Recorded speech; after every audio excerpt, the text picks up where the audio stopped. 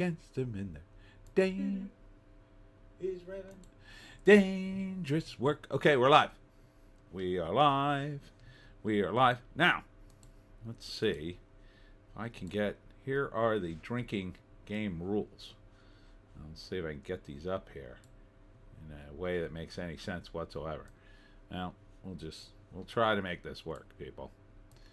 We shall try. All right. We'll do it this way. For now, we'll put it here, but I think I'm going to end up putting it like here, maybe? Might have to work it that way. Okay. Welcome. Welcome to the live stream where we do it live. I'm a little early today. Today we're doing a live stream where we're also doing a drinking game. Since no one is here, I'm not going to explain the rules multiple times, but the rules are on the screen. Oh, wait, I can't put them here because that's where my head is, isn't it? I think that's where my head goes. Let me check. Here, I'll put it. I don't know. I'll put it over here for now. But yeah, that's where my head goes. I can't put it there. All right. So that would have been a disaster. Thank God no one is here, Joan. Joan's just off camera. My little dog. For those of you who have never seen the stream before, we talk about movies. And mostly I complain about them because they're all terrible. Anyhow, today we're doing a drinking game. When everybody gets here, I'll go over the rules again. You have to drink if I mispronounce something in a super chat. Oh, there's JEC. Hi, hi, hi. I saw everything. Oh, damn it. Damn it. So here are the rules of the drinking game, JEC. If I mispronounce something in a super chat, you drink. If someone pitches a new movie idea, you must drink through the entire pitch. Val Kilmer, or one of his movies, is mentioned. We're doing a tribute to Val. And every time a movie is declared a bomb, I know this is risky, but I kind of looked over the list. But my strict guidance for the bomb rule will be it has to be at least 4 weeks or more the movie didn't make its budget back. Okay? So that's the rules. That will be the drinking portion of the show. Okay? So I'm just going to get a drink because I'm thirsty. I will, as always, be drinking iced tea. Your mileage may vary. If you're going to drink something else, stream responsibly, I say. I don't know what Arden's going to drink. He's usually drinking before he gets to the show. JC, I'm just drinking coffee. I'll die of over caffeination. Yeah, you and me both. You and me both. Well, it's 7 o'clock, and of course, no one's here. But oh well. I'll tell you just briefly, I did the Ocean City Comic Show and the Ocean City Boardwalk, the Music Pier, and that went very well today. The previous day, on Saturday, I did Cape Con. That went okay. It was a first-time show, so it was a little lightly attended. JC, put every time JC makes a typo in his comment, LOL, can't talk yet, rubbing my meat. What? On the list? Okay, sure, why not?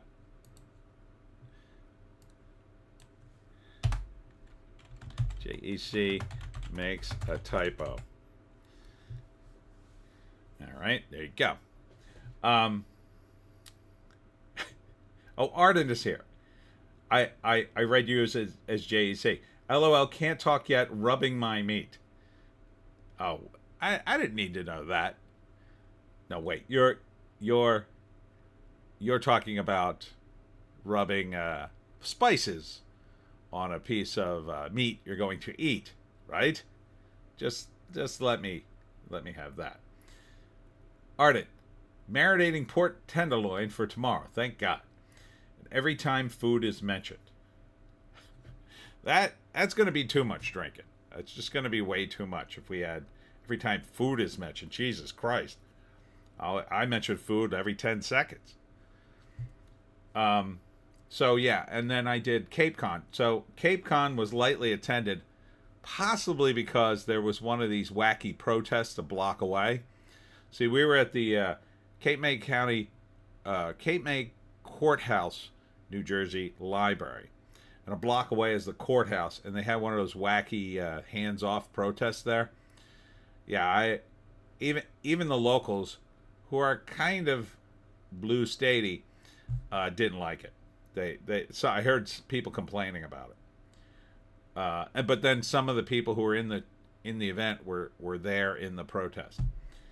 I know at least one, because that person was dressed up as a furry and they were at the protest. Carter Chain, happy Sunday, Tony. How is the Minecraft movie doing? I can quote every minute of it. Oh dear God. Looks like it's doing pretty good. I had no idea so many people would go see a movie based on a stupid game they would play. Hands off what? Yeah.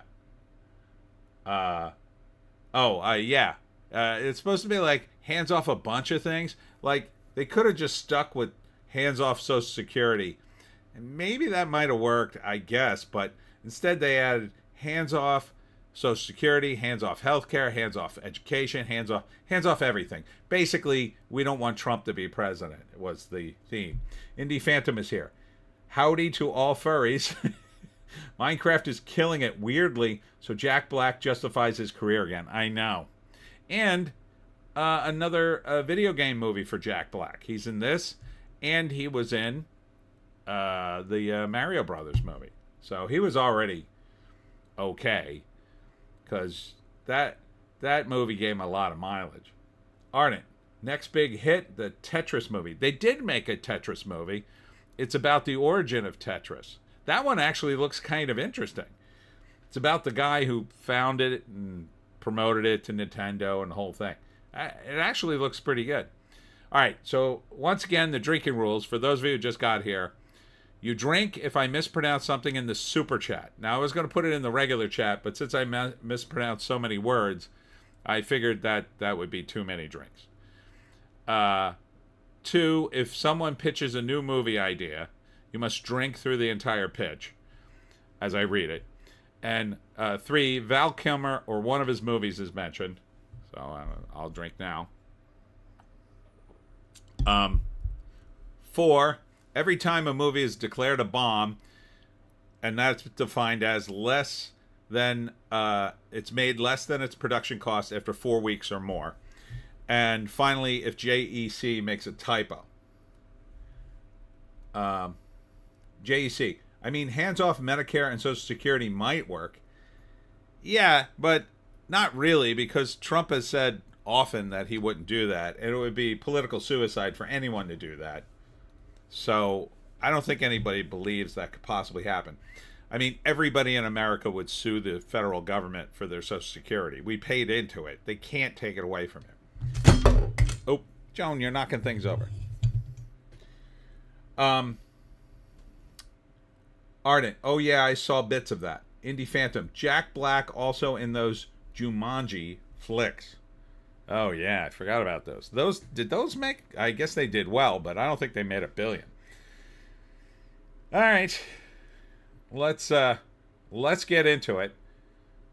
Oh, Ardent. LOL. I can make everyone drink by dropping a $2 super chat with a single word, Newfoundland. No, I can say Newfoundland. I just said it. Add in every time someone, Alex, mentions Sydney Sweeney and a bikini. JC, go home, Joan. You're drunk. Ardent. Joan's already drunk? Yeah, apparently. What's wrong, Joan? Do you have to get out? You're going to bail now? All right. Let's at least say hi to people. Jesus. All right. Jesus Christ. Like you have anywhere to go. Now she's going to sit there and bark. All right. Minecraft. Oh, sorry, JC. Minecraft is basically Jumanji, only in Minecraft. What? Minecraft is basically Jumanji, only in Minecraft. Oh, you mean it's like the same game? Yeah. I guess, but was Jumanji a real game? Didn't they make that up for the movie? Or it was based on a book and then they made it a game? and then they made it a video game in the movie. Ardent, just said it wrong. Newfoundland. Newfoundland. Newfoundland. Newfoundland. Well, pay your $2 if you want to drink. JEC. No, it's the same plot. Oh. I don't know. I wouldn't see that. Jack Black kind of wears on you. All right, so let's get into it. The Minecraft movie premiering at 157 million.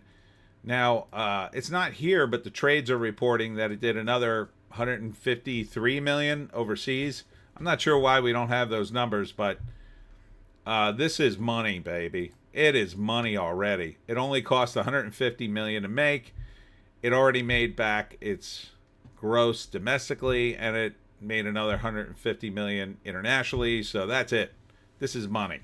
Everything after this is gravy. This is going to be a big hit. Not the biggest hit. I don't think it'll do $1 billion.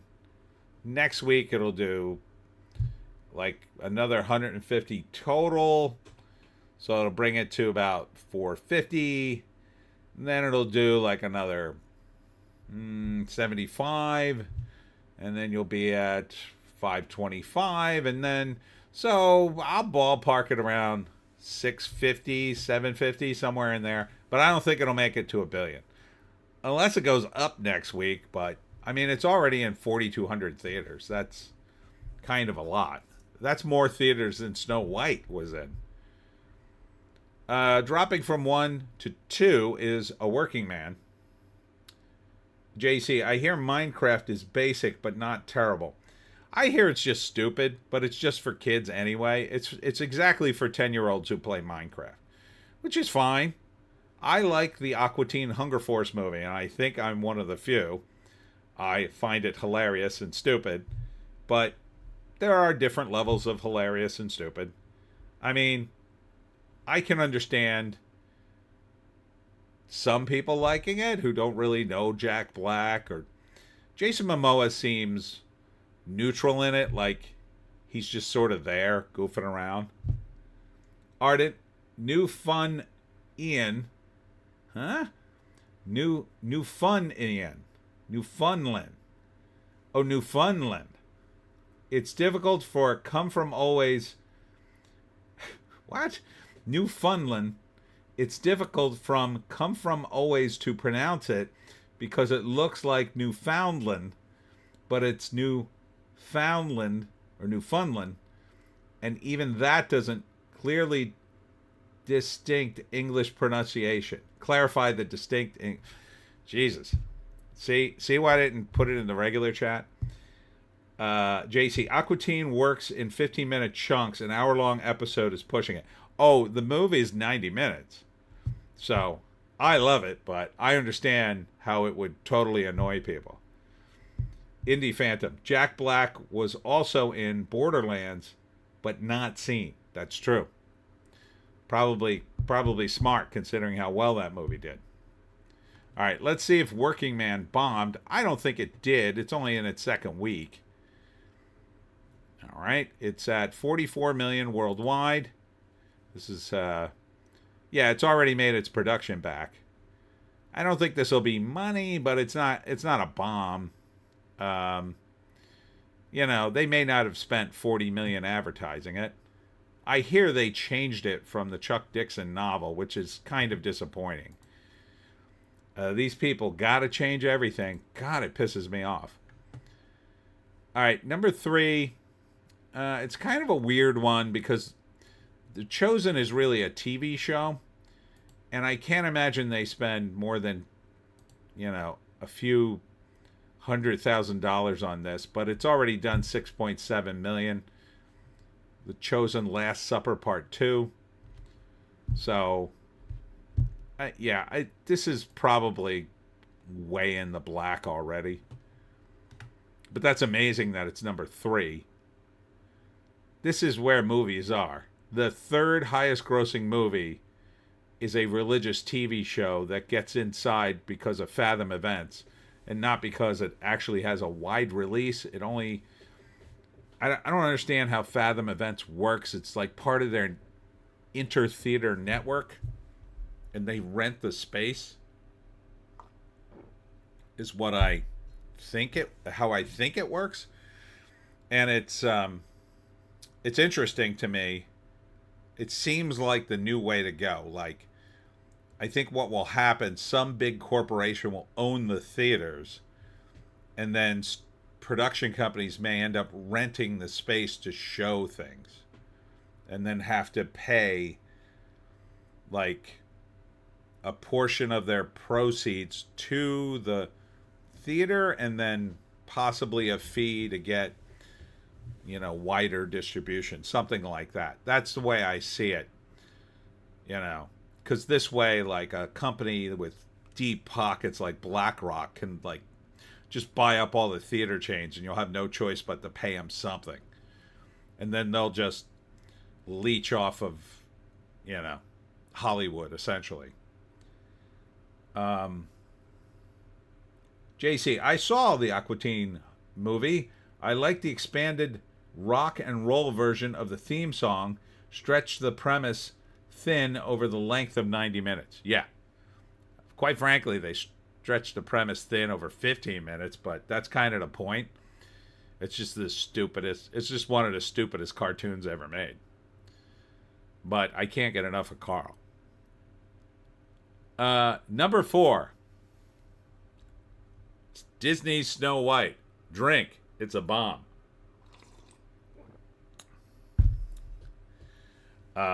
Very clear that Disney's Snow White has bombed. There's absolutely no discussion here. It's dropped from 2 to 4, dropping like a stone. 58% drop at 6 million. This ain't coming back. It's done. It's not going to crack 200 million. It's not going to make its production budget back. The rumor is they've lost possibly 300 million on this film. To which I say, good. Suck it, Disney. Couldn't happen to a nicer company. And hopefully this is the end of Rachel Zegler's career, but I don't think it is, because I don't think Disney cares about celebrities anymore, or I don't know what. It may be that she is at an agency, a Hollywood agency, that's powerful enough that Disney is willing to throw her in movies even after 2 disasters, 2 big disasters. West Side Story was a big disaster. This is an even bigger disaster. But if her agency has enough clients and enough pull, maybe Disney's okay with taking another chance on her, because what's the difference if she shows up in some film and it's completely different? JC, they spend at least 250 million. You mean spent? Drink. They spent at least 250 million. Probably spent more on it, though. I think they'll stop using her because of her views on Israel. Possibly. I think that'll only happen if her agency is on board with that too, which is also possible. But I don't know. There's a lot of people who are very hardcore lefties in LA, and that definitely includes the movie industry and every layer of it. So the hardcore lefties, they're down for the Palestinians. Even people who are Jewish. You know, there's a lot of Jewish college students who are participating in these protests. These very, I think, communist protests. And, you know, they're going after the students for their anti-Semitic views, but I don't think they should do that. I think they should go after the professors who taught them communism. Because what do these students know? They only know what they've been told. And they should have been taught to think critically and question their superiors, but they don't. They do not.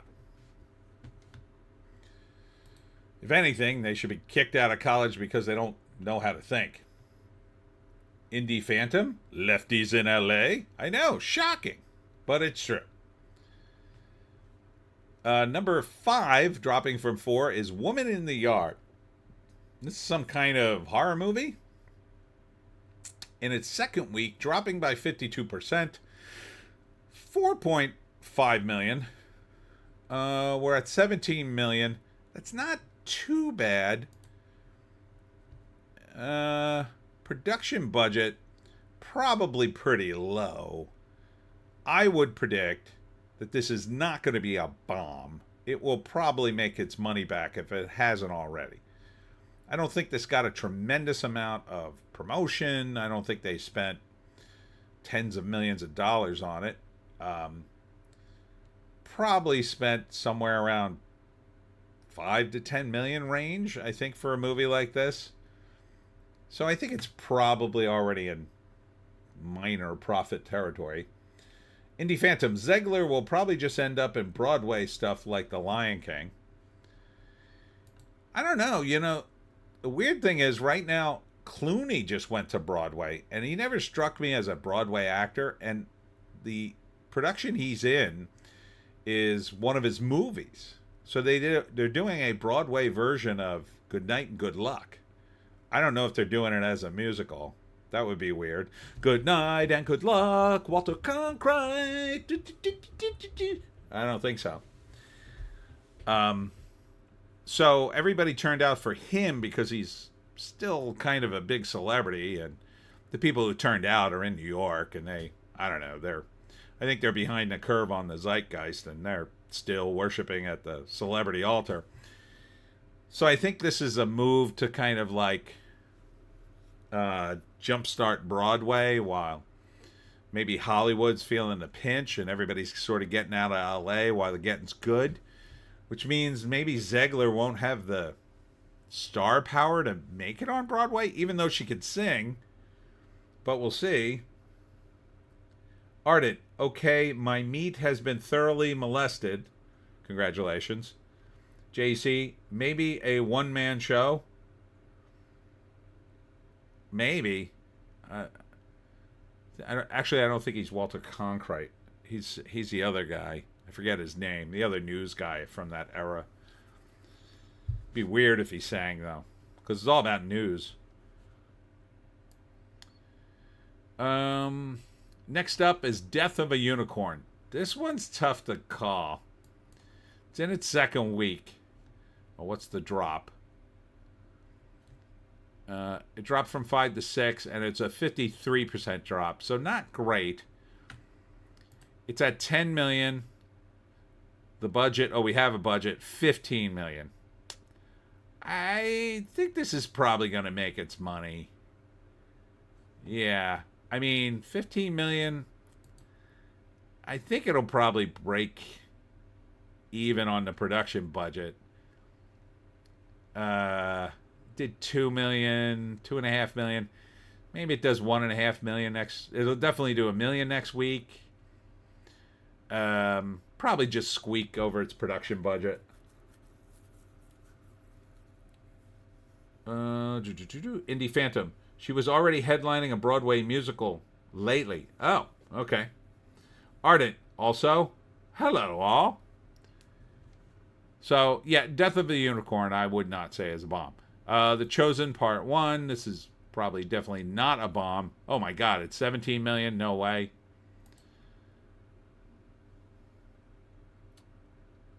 Ardent, and we have a winter storm. Lovely. How do you have a winter storm in April? Oh, right, you're in Canada. It's terrible up there. Yeah, no production budget, but this thing, there's no way this thing costs more than 17 million.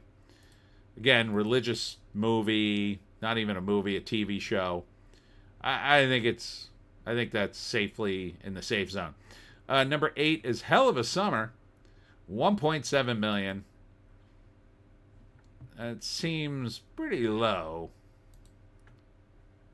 What's the budget? Production budget's 3 million. Yeah, that'll make it. Yeah, 1.7 this week. Next week it might squeak by with 800K. probably for the week, it'll put it over 2. Yeah, this will make it. Just barely. Indie Phantom, Unicorn looks lame. Yeah, best is streaming. A streaming movie.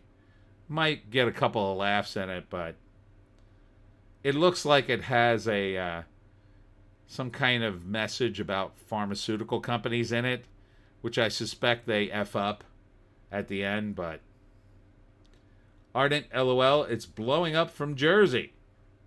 Yeah, we don't have any. We got nothing but. It was muggy today. It was foggy all day today. I drove all the way into Ocean City in fog and drove all the way back out of fog. It was weird. The sun came out like the last 10 minutes of the drive. Indie Phantom, it's weird, these faith TV shows in cinemas. Must be certain states. I can't see it flying in California. Yeah, I would say so too. But there's definitely a lot of interest in that in those states, and there's a big move towards traditional lifestyles again. Everybody's getting religious again. People are going back to Jesus. It's the trendy thing to do. I called it as the next big trend. Everybody's going to have a church. This is going to be the hot new trend. In Hollywood, it's going to be, oh, did you go to Chris Pratt's church? Oh, I've been to Chris Pratt's church. Zebek's Demise is here. Good evening, everyone. Zebek, we're doing the drinking game. Ardent, Indie Phantom, you reminded me Ardent at Indie Phantom, you reminded me was watching Kevin Sorbo on Kyle Rittenhouse's podcast. He was running a faith-based studio with his wife these days. And Ardent says hello. Indie Phantom, yeah, Ardent heard about that. Oh, interesting. For Zebek, here are the drinking game rules. If I mispronounce something in a super chat, you must drink. If someone pitches a new movie idea, you must drink while I read the pitch. If Val Kilmer or one of his movies is mentioned, everybody drink. And every time a movie is declared a bomb, it must to be a bomb, it must be doing less than its production cost after 4 weeks or more. And if JEC makes a typo in the chat. Indie Phantom, yeah, Ardent heard about that. And Zebek's Demise, drinking game? Yeah, I'm drinking iced tea. You can drink whatever you want. Just, if you're drinking booze, take it easy. Number 9 is The Friend in week 2. And the numbers don't make any sense because it looks like they put it in the more theaters on the second week, which is something they do. And this is the dog movie with Naomi Watts. 1.6 million in its second week. No budget. Well, I can't imagine Bill Murray doing this movie for less than $1 million. Naomi Watts, she's the main character. I gotta think she gets at least $1 million too. So there's $2 million right there.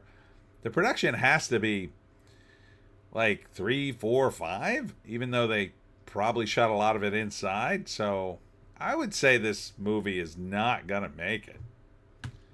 But it's too early to tell. So we'll skip that one. Indie Phantom, you mean any Kilmer movie? Like if we said Real Genius, you would drink? Yes. Ardent or Kiss Kiss Bang Bang? I love that movie, yes. That's because he died this week. It's very, very sad. He had been very sick. Oh, but don't worry, you get to drink now. Ardent, gonna get my last can of Guinness. Hurry up, because we're at Captain America Brave New World. So everybody could take a drink on this one, because this thing is, I would declare it a bomb. Now, it's hard to tell from the alleged number of 180 million production, but I think that's just the first time they shot this movie. I would at least double that for production. And that's the rumor. Probably around 400, 425. and then add to that the massive amount of advertising they did to this thing, I don't think there's any way this movie made its money. Indie Phantom. Most Naomi Watts movies kind of blow. She was hot before, but can she justify these DTV titles? I feel like I said her name to most normies. They might draw a blank. Yeah, I never quite got why Naomi Watts was a thing. I guess it was because she was hot for a while, and wasn't she in a movie with Samuel L. Jackson at one point? Of course, everybody was. JC, or Wonderland, where he played John Holmes? Val Kilmer played John Holmes? I did not know that. Drink. Ionisys is here. Naomi Watts is a great actress. Spelled very wrong. Don't care is she hot or not. Indie Phantom. I need to see Wonderland again. I remember the style was a bit off, but will probably blow away anything new, so to speak. Drink. Yeah, I didn't see that one. Might have to see that. Yeah, Captain America, I would say, is a bomb. Number 11, dropping from 8, is Black Bag. This one, it's at $34 million. Had a $60 million production budget. Wait a minute. What week is this?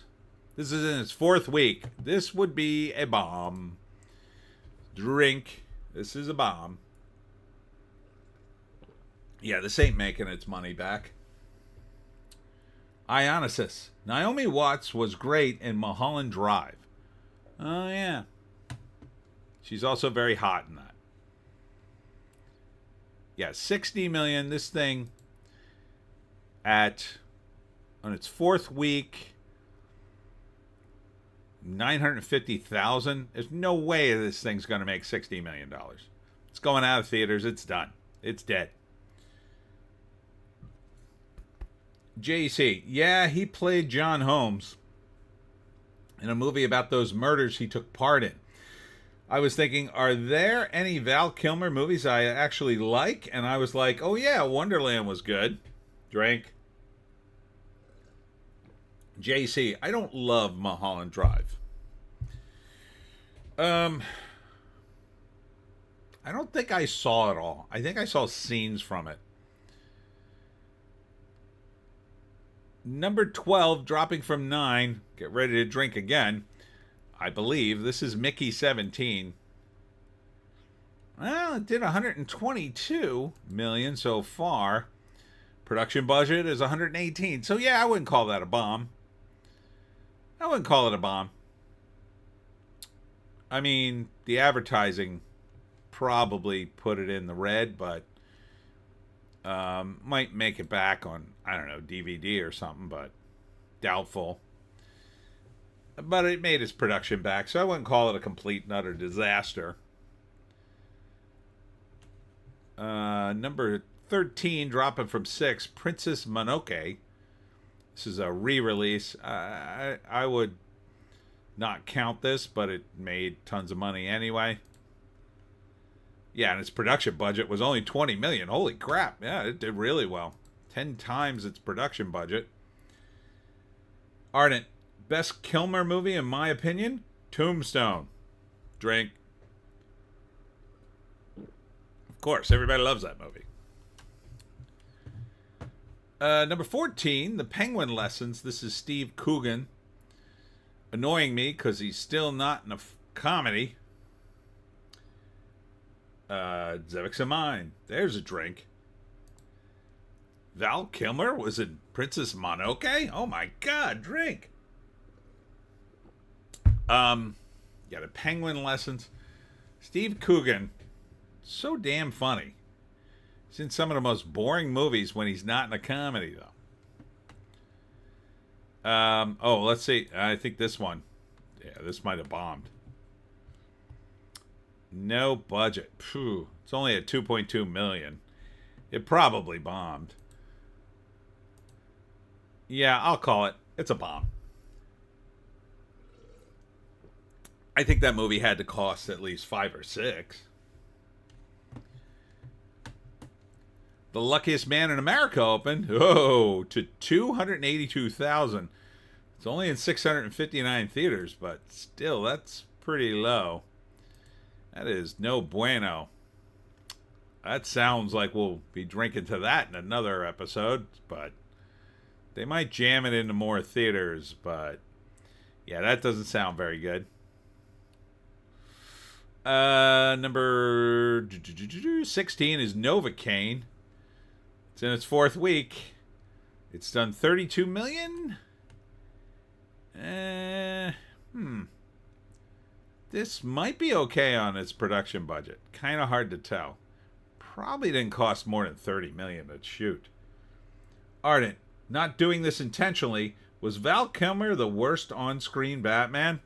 Drink. No, probably Clooney, I would say. I didn't think Clooney was very good. I just didn't even buy him. I don't buy George Clooney in his roles. I only see George Clooney. Like Val Kilmer, at least. Sorry, drink.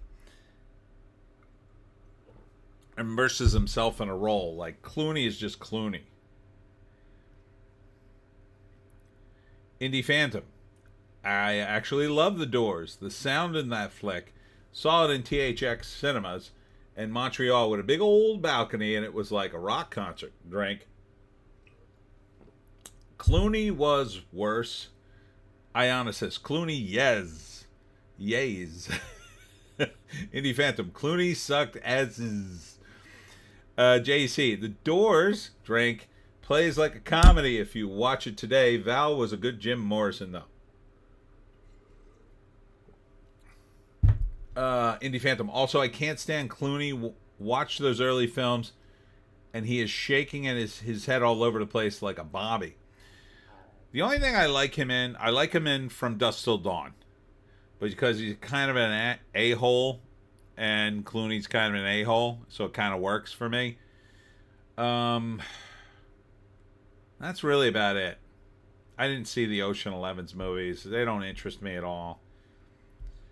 Indie Phantom. Apparently Soderbergh helped him break the habit in Out of Sight. Oh, man. Drinking too much iced tea. Hopefully don't have any more bombs. Next is Paddington in Peru. And it's 8th week. This should have done fine. Yeah, it's done well. Ardent. Billy Idol was the strangest cameo in The Doors. Drink.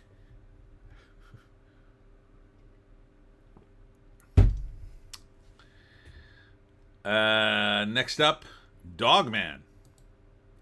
This did okay.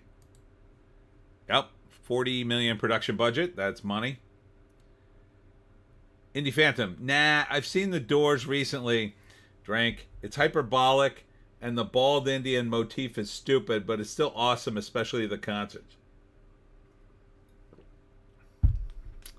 Ionicus. I like Clooney and Michael Clayton. Yes, I was trying to think of the other movie I liked him in. Yeah, he's good in that too. The only movie I liked. Yeah, he is decent in that. Again, I don't know, it just works with him in those movies because he's kind of an a-hole, and in that one he's a lawyer, but you're not totally on board with him, but you kind of are. Indie Phantom. Billy Idol as Cat.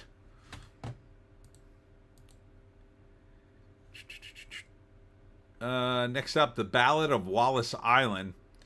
So it's in its 2nd week. Again, they're jamming it in theaters. This will probably be a bomb. It's only made $323,000. No word yet on its production budget. But it'll probably, I don't think it'll make it, but we'll skip over it since it's only in the 2nd week. A Nice Indian Boy. It's only in 81 theaters, just premiered.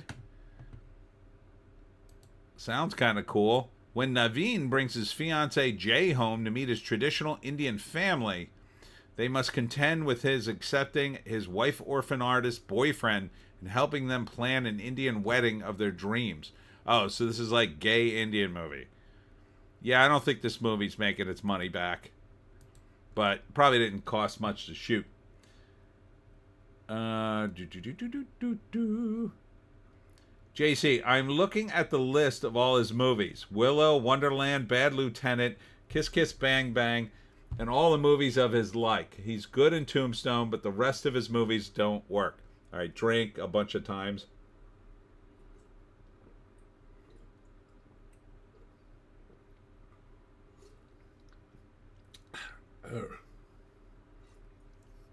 You're going to drive me to the bathroom before I'm even done the list. Ardent Lamau. Indie Phantom. Clooney in From Dusk Till Dawn is probably my fave, even though he's not totally believable as a badass. Ardent. And my can is empty. Ionisys. Anyone see the new Naked Gun trailer with Liam Neeson? Yes, I did. And I did a thing on it. A trailer analysis. I have to say, I laughed through it. It's funny. That's the only rule in comedy. Make it funny. If it's funny, I don't care. I don't care how derivative it is and whatever. If they make a funny movie, win. Now, some people are saying, oh, it's the end of culture and all this other stuff. That's the wrong movie to pick because they seem to be genuinely trying to make a comedy. And when you point at a comedy and say that stuff and it's actually funny, that's not going to work. But it's Seth MacFarlane produced. So there's a chance there's a whole big sequence, anti-Trump sequence in it, and it'll kill the whole thing for me. Hopefully that's not the case. Hopefully Seth has set aside his politics and just said, go make a movie. Now, he's not a writer on it. He's just a producer on it. You've got the guy from Lonely Island with Adam Sandberg. He's the director of the movie. He's done a lot of direction on Saturday Night Live and a few other things. His writers seem to have comedy chops. They're out of UCB, which is solid improv theater. So, could be good. I'm cautiously optimistic about The Naked Gun. I didn't like Liam Neeson cast initially, but I have to say I laughed at the trailer. He seems to be putting his best foot forward in it. If he delivers every line like he's deadly serious, and they do, I mean, here's the thing they did in the trailer, which I really appreciated. Liam Neeson plays Leslie Nielsen's character's son. So he's Frank Drebin too. So the character's Frank Drebin. He's Frank Drebin's son, Frank. And there's a hilarious scene where, you know, he's talking to a picture of his dad. You know, it's Leslie Nielsen in character. And he's talking to him like, oh, Dad, I'm trying to make you proud kind of thing. And then he cut to another guy, and he's talking to a picture. And it's the actor playing the police captain talking to a picture of the actor who played Leslie Nielsen's police captain. And then they cut to a black guy, and he's talking to a picture of O.J. Simpson, who was also in The Naked Gun, you'll remember. And so that was hilarious because then the black guy just looks at the camera and goes... So I think it could be good. I'm cautiously optimistic. Indie Phantom. The Island of Dr. Moreau is a hilarious movie because of him, Brando, and a pervy dwarf. I wear a bucket on my head because this is the Island of Dr. Moreau. And I need a bucket hat. I need a bucket hat to keep my bald head cold, so I can act with the dwarf. This mini-me. Bucket hat. Ardent at Ionisys. Yeah, gave me A Million Ways to Die in the West vibes in a good way. Yeah, and A Million Ways to Die in the West was good. And Liam Neeson wasn't that. And I will also point to Liam Neeson in a Ricky Gervais show. I think it was Extras, where he does a scene where he's trying to do comedy, but he's just so dead serious and he keeps saying really awful things. And Ricky Gervais is like trying to improv with him, but Liam just doesn't get it. It was pretty brilliant, I have to say. But initially, I attributed that all to Ricky because he's a comedy genius. But now, after seeing this trailer, I gotta give some props to Liam Neeson. He seems to be getting the comedy. This could be the move for him because he can't do action anymore. He's way too old. But like Leslie Nielsen, he could transition into comedy and stay there for the rest of his career, and it could be good if he could keep a straight face. And I hope if they start this trend, they'll do more comedies and they'll do more original comedies, but we'll see. I'm sure they'll beat this IP to death 3 more times. At Ardent at Ionisys. Yeah, gave me A Million Ways to Die in the West vibes. It's in a good way. Ionisys, I thought it was beyond terrible. Really? Ardent, you missed Top Gun, JEC. Damn it. Drink. JC, I meant Tombstone doesn't work besides Kilmer. Drink. JC, Top Gun isn't good. Drink. Indie Phantom, Kill Me Again is a cool Val Kilmer movie. Drink. Drink to the Better Flick with him and Joan Watley. I still need to see the trailer, so Hollywood will take a chance on a comedy if it is a recognizable IP. Seth hopefully learned his lesson. Haven't seen him in a while. JC, Liam Neeson has the same deadpan delivery as Leslie Nielsen, who started as a serious actor and had a new career in a comedy later in life. Yeah, but it's a different tact, right? Because Liam was more of an action star. Although Liam did have some serious... He was Rob Roy. He was in a few serious dramatic roles. But I don't want to see him... once he makes this move, I don't want to see him in those roles anymore. I only want to see him in comedies like Leslie did. Like Leslie went into it and never came back to serious. But Storebang is here. Kids these days don't like dry humor. It needs to be soaking wet for them to laugh. Imbeciles. Indie Phantom. Neeson has a good dry wit. Is it a summer release, Naked Gun? I forget when it's coming out. I don't think it was quite summer. I think it's sooner than that. They're not playing the song, which I really like, or they didn't play it in the trailer. I love the theme to Police Squad, but we'll see. Maybe they'll play it in the credits or something. JC, ever see the documentary about making of Island of Dr. Moreau? Drake, it's pretty good. Much better than the actual movie. Oh, with his bucket hat? Do they explain the bucket hat on his head with the eyes? Ardent at JC agreed. JC, Liam Neeson was good in the one scene he appeared in, Ted, where he tries to get a box of tricks at the supermarket. Oh yeah, I remember that scene. Somebody clipped it. It's all over Twitter somewhere. Indie Phantom, yeah, could be a brilliant Neeson career move. Oh, wait a minute.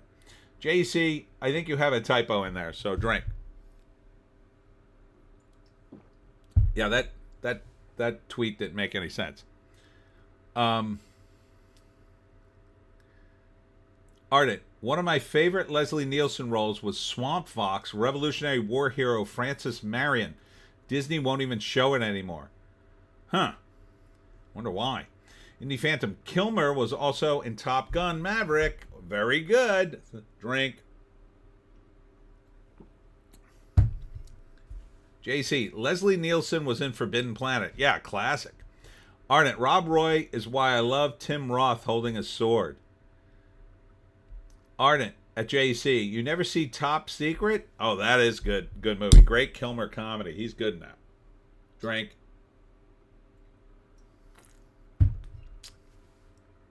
JC, yes, Brando was so hot he wanted a bucket of ice. A bucket of ice on his head. JC at Ardent, is that why the one with Chevy? Is Chevy in Top Secret? Drink. I don't think he is.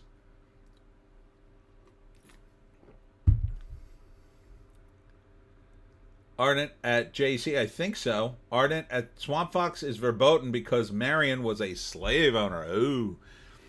Let me see. If... Who the hell did you say was in it? Trying not to... Chevy Chase, okay. Was Chevy Chase in the movie that was previously mentioned? I'm going to see if he was. I don't think he was. But maybe he was. Oh, he was in Dirty Work. I don't remember him in Dirty Work.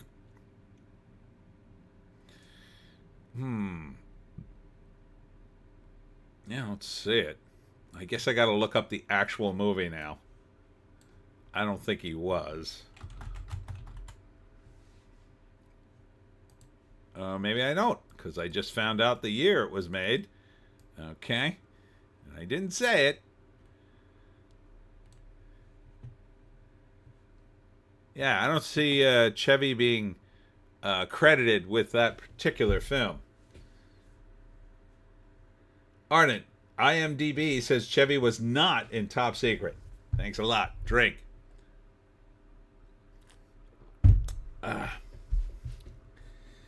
JC, I'm looking at it. Chevy is not. Yep. Yeah, I was going to say, I would have thought I would have remembered that.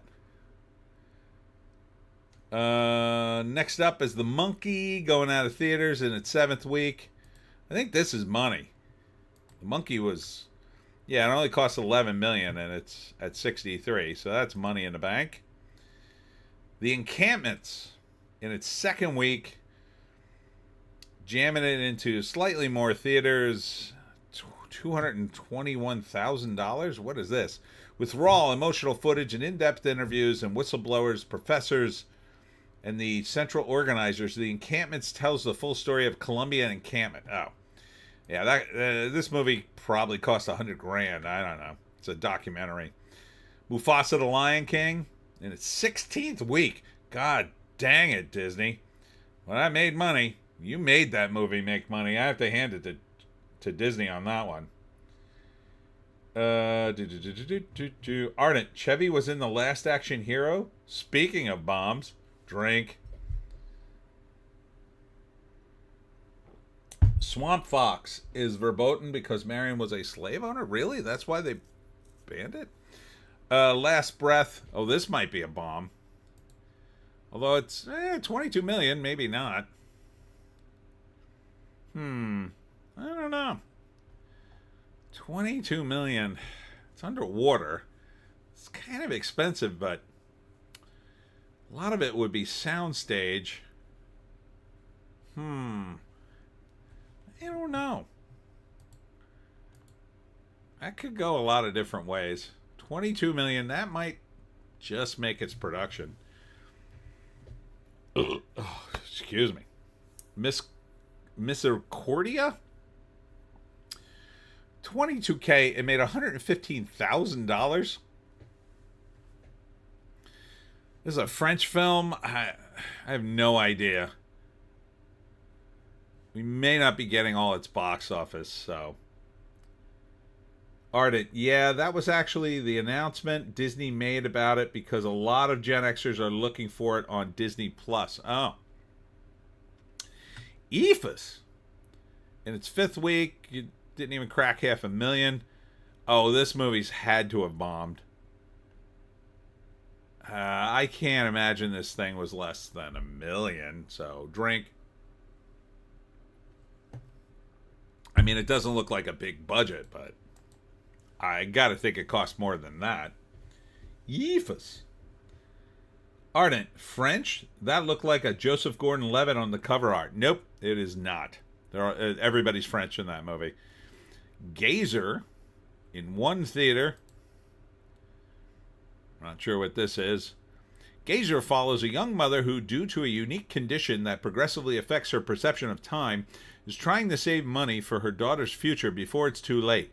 She takes a risky job from a mysterious woman with a dark past, which leads her to become entangled in a tense web of revenge, deceit, and murder. I don't think that's going to make its money. Sounds stupid. Moana 2. Oh, that made money. Finally going out of theaters in its 19th week. A complete unknown. I don't think this movie made, well, $136 million. What did it cost? Yeah, it probably cost less than that. And When Fall is Coming, a new movie, made $6,000. Jesus. And that looks like a real movie. Caring grandmother Michelle lives in her quiet retirement village in Burgundy near her best friend Maud Marie Claude. Michelle can't wait to spend the holidays with her grandson Lucas, but when her daughter Valerie and Lucas arrive home, things start to take a strange turn and nothing seems to be right. Valerie eats poisonous mushrooms collected by Michelle, and the return of Vincent Marine Claude's son, just released from prison, seems to upset the balance even more. Well, that sounds like a French movie and a half. Yeah, I don't know. This could have made its money. Well, they have the international box office here, so it's already at $700K. I don't know. I wouldn't call it a bomb yet, but maybe it might pick up. JC, Complete Unknown. Complete Unknown cost $50 million. I looked it up the other week when I was talking about it with other people. Oh, okay. So that looks like it made money then. I mean, it's not a bomb at $74 million. All right. So looks like Hollywood is slightly back. $195 million for the week. That's the highest it's been in a while. And all of that, just about all of that, except for about $38 million is from the Minecraft movie. So guess what you're going to get a lot of these days? You're going to get more video game movies. Which sucks because video games have been going steadily downhill for the last, 10 years. Like, really downhill. You think the movies are woke. Wait till they get to the woke video games. Holy crap. Wait till they get to, what was that one game they really ruined?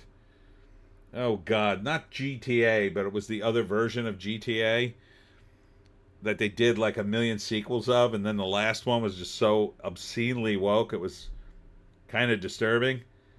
It's the one with the gangs, the criminal gangs. Oh God, I can't think of the game. That'll come to me. But yeah, this Minecraft movie, surprisingly, well, good for money. But I guess it's not totally surprising considering how many people play Minecraft. Imagine if the movie was good. It looks awful.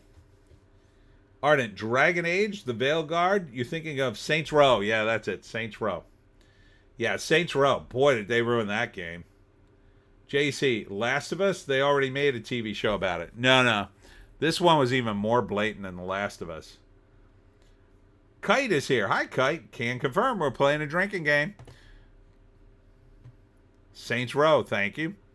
Yeah, I mean, Saints Row was outrageous. It was fun and they make a lot of crazy... You had to do all sorts of crazy things in Saint Row. And then they made it woke as F. It was criminal gangs and crazy jokes and girls in bikinis. And then suddenly it was a trans girl and her gay friend, robbing banks. And it was like, what? Ardent. Read Dragon Age Veilguard. That failed so spectacularly as a game, the rights will probably be cheap as balls. JC, Roblox movie confirmed. Yeah. Ardent, low Kyle. Or low Kite. Kite. How do, Ardent? Ardent at JC. My ex's youngest will be excited about that. Yeah, Roblox. I can't. At least Minecraft had a bit of a story. Does Roblox have anything close to a story?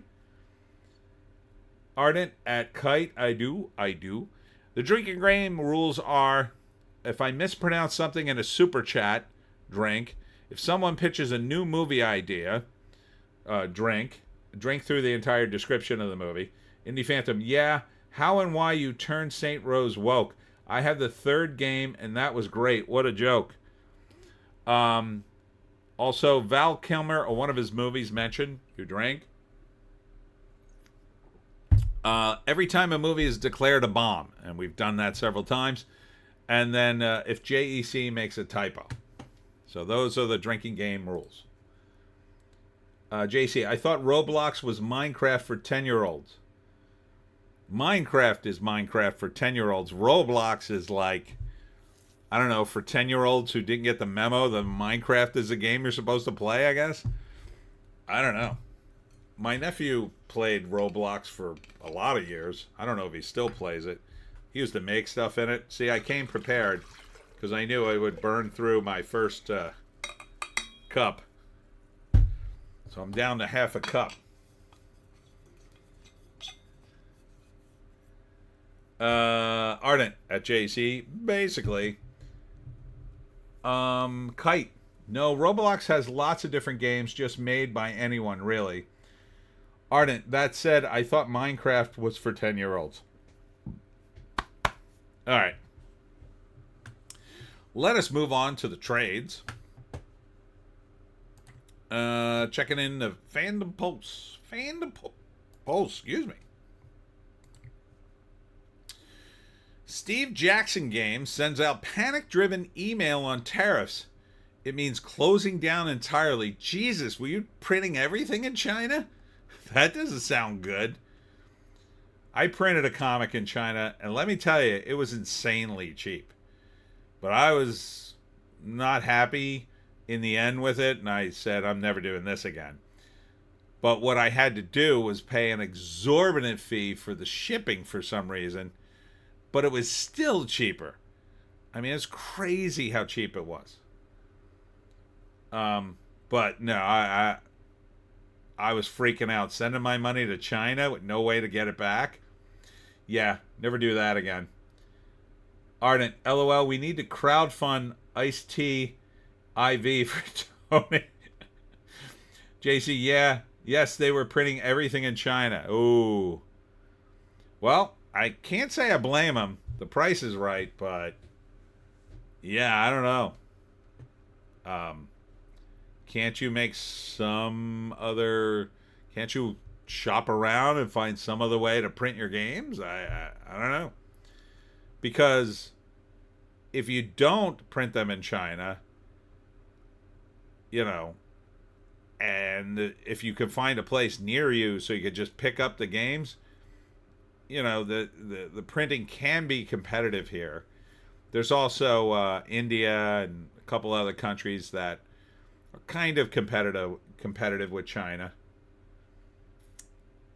Zevic's Demise, yeah, they were printing everything in China. People were complaining about Ogre Minis not being cast in the States, and SJ Games was complaining about the cost.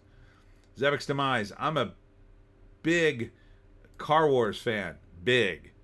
Yeah, I remember Car Wars. That was a fun game. Even when it was on paper, it was fun. Well, that's kind of a shame. I got to think there must be some way Steve Jackson can work around this. JC, he put tariffs on India too. LOL. No, but the Indians are taking them off. They're saying. Indie Phantom, are those woke games? No, I don't believe Steve Jackson is woke. I haven't heard that if they are.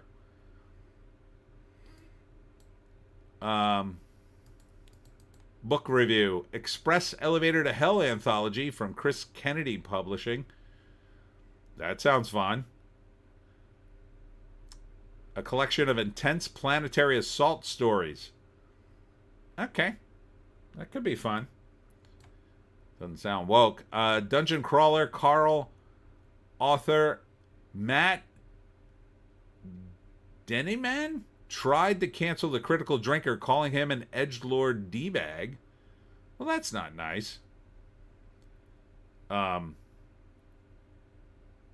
Dungeon Crawler Carl is one of the few of the lit RPG genre that has transcended into the mainstream.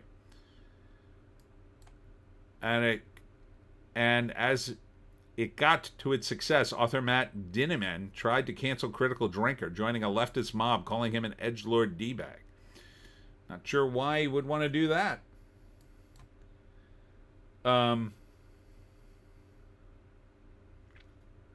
Zevek's demise. SJ Games went woke, but it didn't affect their games. Ah. Well, that's good, I guess. I can't see how it wouldn't affect their games if they're woke, but... JAC, yes, I mean, if the objective is to get other countries to remove the tariffs on products from the states, that might actually work, helping the economy. Well, here's the buzz on that. The plan, as outlined by certain internet wonks, let's say, is this. Trump will tank the stock market, but only by about 20%. And the idea is to drive people to what's called treasuries. Now, treasuries are things like bonds, and when you buy bonds, you are essentially loaning the government money at a fixed rate. At the same time, this typically drives the Fed to lower interest rates. When those interest rates are lowered, the plan is then to refinance the national debt to save money on the interest we'd be paying on trillions of dollars that we owe, which would in turn save us trillions of dollars. At the same time, the mild recession should drive prices down, which would help people in the wider economy.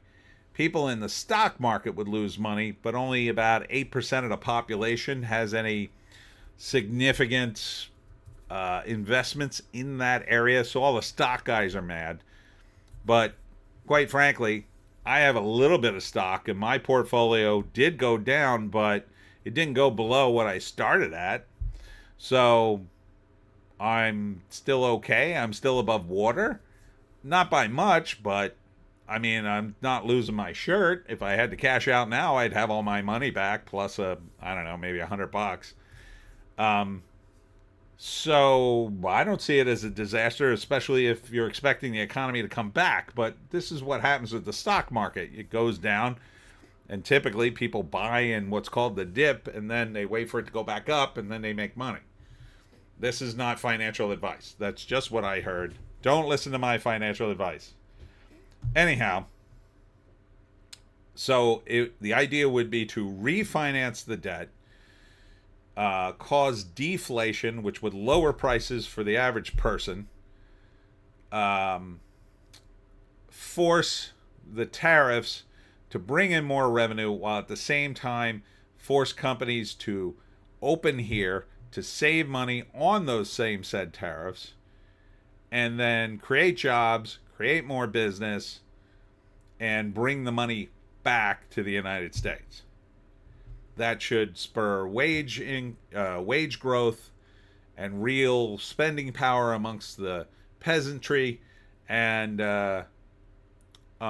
spark the golden age. Now, there is risk in this. Some saying that the tariffs could backfire in ways we're not quite sure yet, but ultimately that the tariffs are mostly just leveraging to get other countries to drop their tariffs, thereby saving us money and bringing the money back to the United States instead of paying out the yin-yang to other countries for items we probably don't even need. So, anyhow, blah, blah, blah, blah, blah. JC, yeah, I mean, if the objective is to get other countries to remove the tariffs on the products from the stores, that might actually work, helping the economy. There's a lot of weird cope going on amongst Trump fans saying he's crashing the economy on purpose. This is how Q became a thing. No, it's a legitimate thing. He doesn't want to crash the economy completely. He just wants to crash it by about 20% to force people who are investor in the investor class to go into treasuries. Carter Chain, there's a drinking game? Yes. Yes, see, the drinking games, if I mispronounce something in a super chat, you drink. Someone pitches a new movie idea, you drink. If you mention Val Kilmer, drink. Or one of his movies. Every time a movie is declared a bomb, we did that already, or if JEC makes a typo. Zebek's Demise. Someone's been listening to Dan at the Lotus Eaters. It wasn't Dan, I heard, but it's been going around the internet. There was actually a post on 4chan that's going around that was from March 11th that basically outlined this entire thing. And now Trump's confirming pieces of it, and Scott Bassett, who's, I guess he's the Treasury Secretary, he confirmed some of it too. So it seems to be the plan. It's very complicated finance stuff, but I think I get the basic grasp of it. Kite. The gaming industry is using tariffs as an excuse. They've wanted to raise prices for ages. But they always got pushback from gamers, but now the lefties will blame the tariffs. Excuse me. Yeah, it's possible. The thing is, you know, a company like Steve Jackson Games could go electronic, and I'm sure they do electronic downloads. So why not just go electronic? If you want to save real money, you know, you sell the game as a download, so you don't have to print anything. And then maybe you sell, you know, maybe you sell like a package with all the dice and the figures or something. And then you just print the paper at home. Ardent at JEC. That's the plan for the PPC. The rest of the parties in Canada are still TDS possessed. Ardent, I think Mark Carney sees himself as Churchill finding Trumpler. Yeah, it's not going to go well for him. Ardent, 22 days to our election. Godspeed. Kite, and in addition to some that were already screwed monetarily, will close, blaming the tariffs for the message. Well, possibly. But again, I mean, you just got to think of creative ways to stay in business. When I got dropped by my distributor at Diamond Comics for the Jersey Devil comic, we found a printer in Pennsylvania that had a machine that could make zine-sized comics for about 67 cents an issue. And then we were able to print them there and then sell them for $1.75, which at the time, I mean, that's a great price for a comic, and it was a full-length comic. It was just a little smaller. I thought that was a good deal. Unfortunately, it didn't go over as big as I hoped it would, but, I mean, we tried. You got to try different things. If you look at guys like Cheap Ass Games, and they specifically make games that are the cheapest games possible, you know, they a lot of their games involve using stuff you already have at home, so you don't have to buy it, and you just buy a little packet of something, and then, you know, it has the rest of the game in it, and then you use dice and pennies as markers or whatever. Carter Chain, hey, I just turned 22. Happy birthday! If there's a drinking game, I better know about it. Yeah, well, I just told you. JC, deflation isn't a good thing, though. I disagree. Deflation is good because it will lower prices. The deflation isn't good if you're in business. If you have a lot of stock, like, for instance, I buy the Pineys books from Amazon.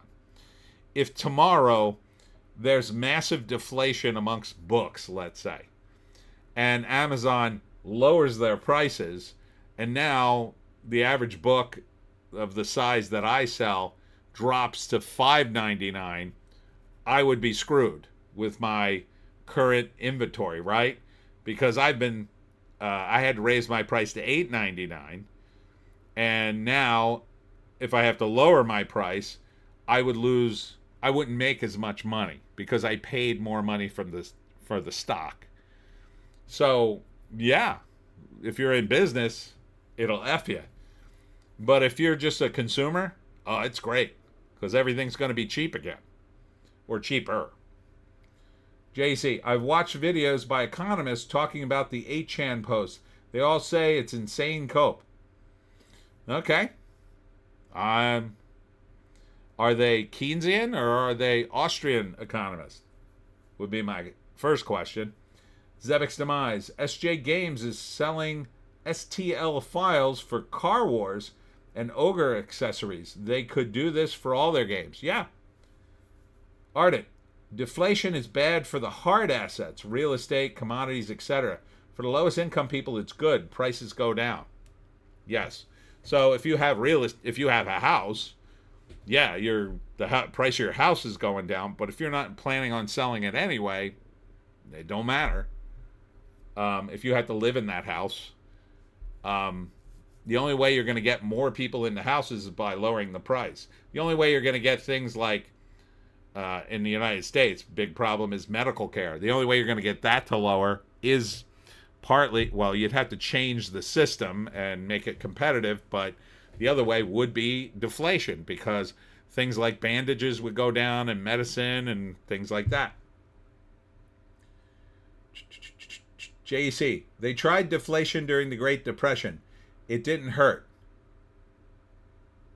What? Is that a typo? They were economists who were fans of Trump too. Well, typo. Two is TOO when you mean also. I can't speak to those economists, but I'll tell you that Keynesian there are two schools of economic thought, two broad ones. One is Keynesian and one is Austrian. 99 didn't help. Drink. There are two schools of economic thought, and I don't want to go too deep into this because it's kind of complicated, and I probably don't remember it all. But you can read about it at Mises.org because that's a libertarian site, and they're more Austrian economists. But if you look at the Keynesian model says debt is good. So what a Keynesian would tell you to do is to buy a house, right? So you buy a house and you start paying some mortgage into it. And once you got a little bit of a capital in the house, the next thing you should do is then leverage the house to buy your summer house. So you have two houses. So you use one piece of, real estate to leverage to get another piece. And you just keep doing stuff like that in order to buy more stuff. And that's good for the economy, is the Keynesian theory. The problem with that is obvious. Eventually, you run out of money and you can't pay all your debt. So on paper, it looks like you have a lot of things. You have a car, you have two houses. But the reality is you're not bringing in enough income. But this is how Keynesians tend to see the economy, which is why every bank and every corporation in this country is in debt up to their eyeballs. So, for instance, when Disney makes a movie, typically they don't have any money. They borrow the money to shoot the movie and then repay the loan, which is partly, I hear, why they are so deep in ESG, because they need the cheap venture capital from BlackRock in order to get low interest loans. But that's another story. So Keynesians are about all this like ridiculous financial stuff and printing money and doing things like that looks like you have a lot of money, but the reality is you don't. You have a lot of debt being circulated around. The Austrians are more pragmatic and sort of meat and potatoes guys. They would say, if you have a bank, you should have the assets in the bank of the people who bank with you. That you should not, and this is true in the United States, banks are allowed to loan up to 90% of their assets, which means your money's, if you have a lot of money and you put it in a bank, it's not there. You can't get it. If you go into a bank and you've got, I don't know, let's say $100,000, they probably don't have that much money in the entire bank. You would have to like call them ahead of time and arrange for that kind of transaction. So this is, again, Keynesian. The Austrians would say, no, you have to hold on to this capital because there are bad times ahead. And then when bad times happen, you actually have the money and you don't go broke with foolish investments. So the Keynesians are like the conservatives of the fiscal sphere, not the Keynesians. The Austrians are like the conservatives of the fiscal sphere, and the Keynesians are like the Democrats. And 99% of the economists that you will hear on TV are Keynesians. Paul Krugman is a total Keynesian. He believes in wacky theories about, he once said that if an alien invasion happened, it might be a good thing if the aliens came and broke a bunch of stuff, because then we'd have to fix it all and it would really help the economy. That's the way a lot of people look at the post-Depression and the post-World War II. They see it as, well, it was good for the war, and the Depression in the long run was good for the economy afterwards because we had to rebuild everything. That's not true. It's more complicated than that. A lot of the problems in the Depression were exacerbated by things like farm subsidies that we still struggle with today. I'm sorry, I'm getting off on a tangent about the economy. This is sort of a hobby of mine, like politics. I read a lot of stuff on Mises and from libertarians, and it's kind of fascinating to me, but to most people, they go, Indie Phantom, today we learned economy. JC, if Trump's idea is to bully other countries to drop tariffs off American products, that will make American companies competitive in other countries. Tariffs make things more expensive traditionally. In the short term, it does, if the tariffs actually happen. And then the other thing is this. Somebody was explaining this on X, and the example he used, he had a lighter. He said, this lighter cost me $20 and it's made in China. I didn't buy it in America because in America it costs $25. But with the tariffs, the same imported lighter would cost $30. So therefore, if they put the tariffs on, I will buy it in America, and it'll still be more expensive, but it'll still be less than the item that's coming from overseas. And it'll be an American lighter, and the $25 you spent on it will stay in America. It won't go overseas. So it stays in the economy. That same American company then has more money to hire people, to make more jobs, which then could eventually lower those prices because they'll be selling more lighters here. So it's a long-term strategy, which is more America-centric. And additionally, Trump's got about $3 trillion, I think, in investment coming here from other countries. And a lot of reasons it's coming is because they're trying to avoid the tariff. So you can avoid the tariff by moving your company here, and then there is no tariff because the company's here.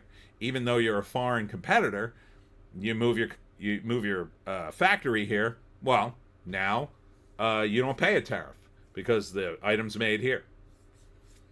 So I think it's now, as a libertarian, I'm not big on tariffs, but the truth is other countries tariff our goods.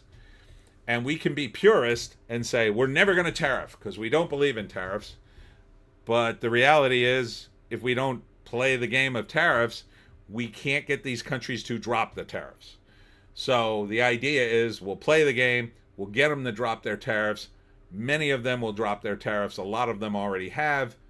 And then hopefully enough of them drop the tariffs that our economy booms, and then more countries will have to get on board. And since we're the biggest economy in the world, I think it's very likely most countries will get on board. China, maybe not. Art, movie pitch. Everybody drink. While I read. Movie pitch. I'm thirsty. Sydney Sweeney, in a bikini, teaches a class of college students about economics in order to make tenure as the youngest professor at the school. Christina Hendricks, in a series of tighter and tighter dresses, is her hostile rival. Ooh. The whole thing ends up with a chocolate pudding wrestling match to see who is right. I like this. Wow, this is one of your best pitches, Ardent. Really, get me that by Tuesday. Yeah, that's a good pitch. That is solid. All right.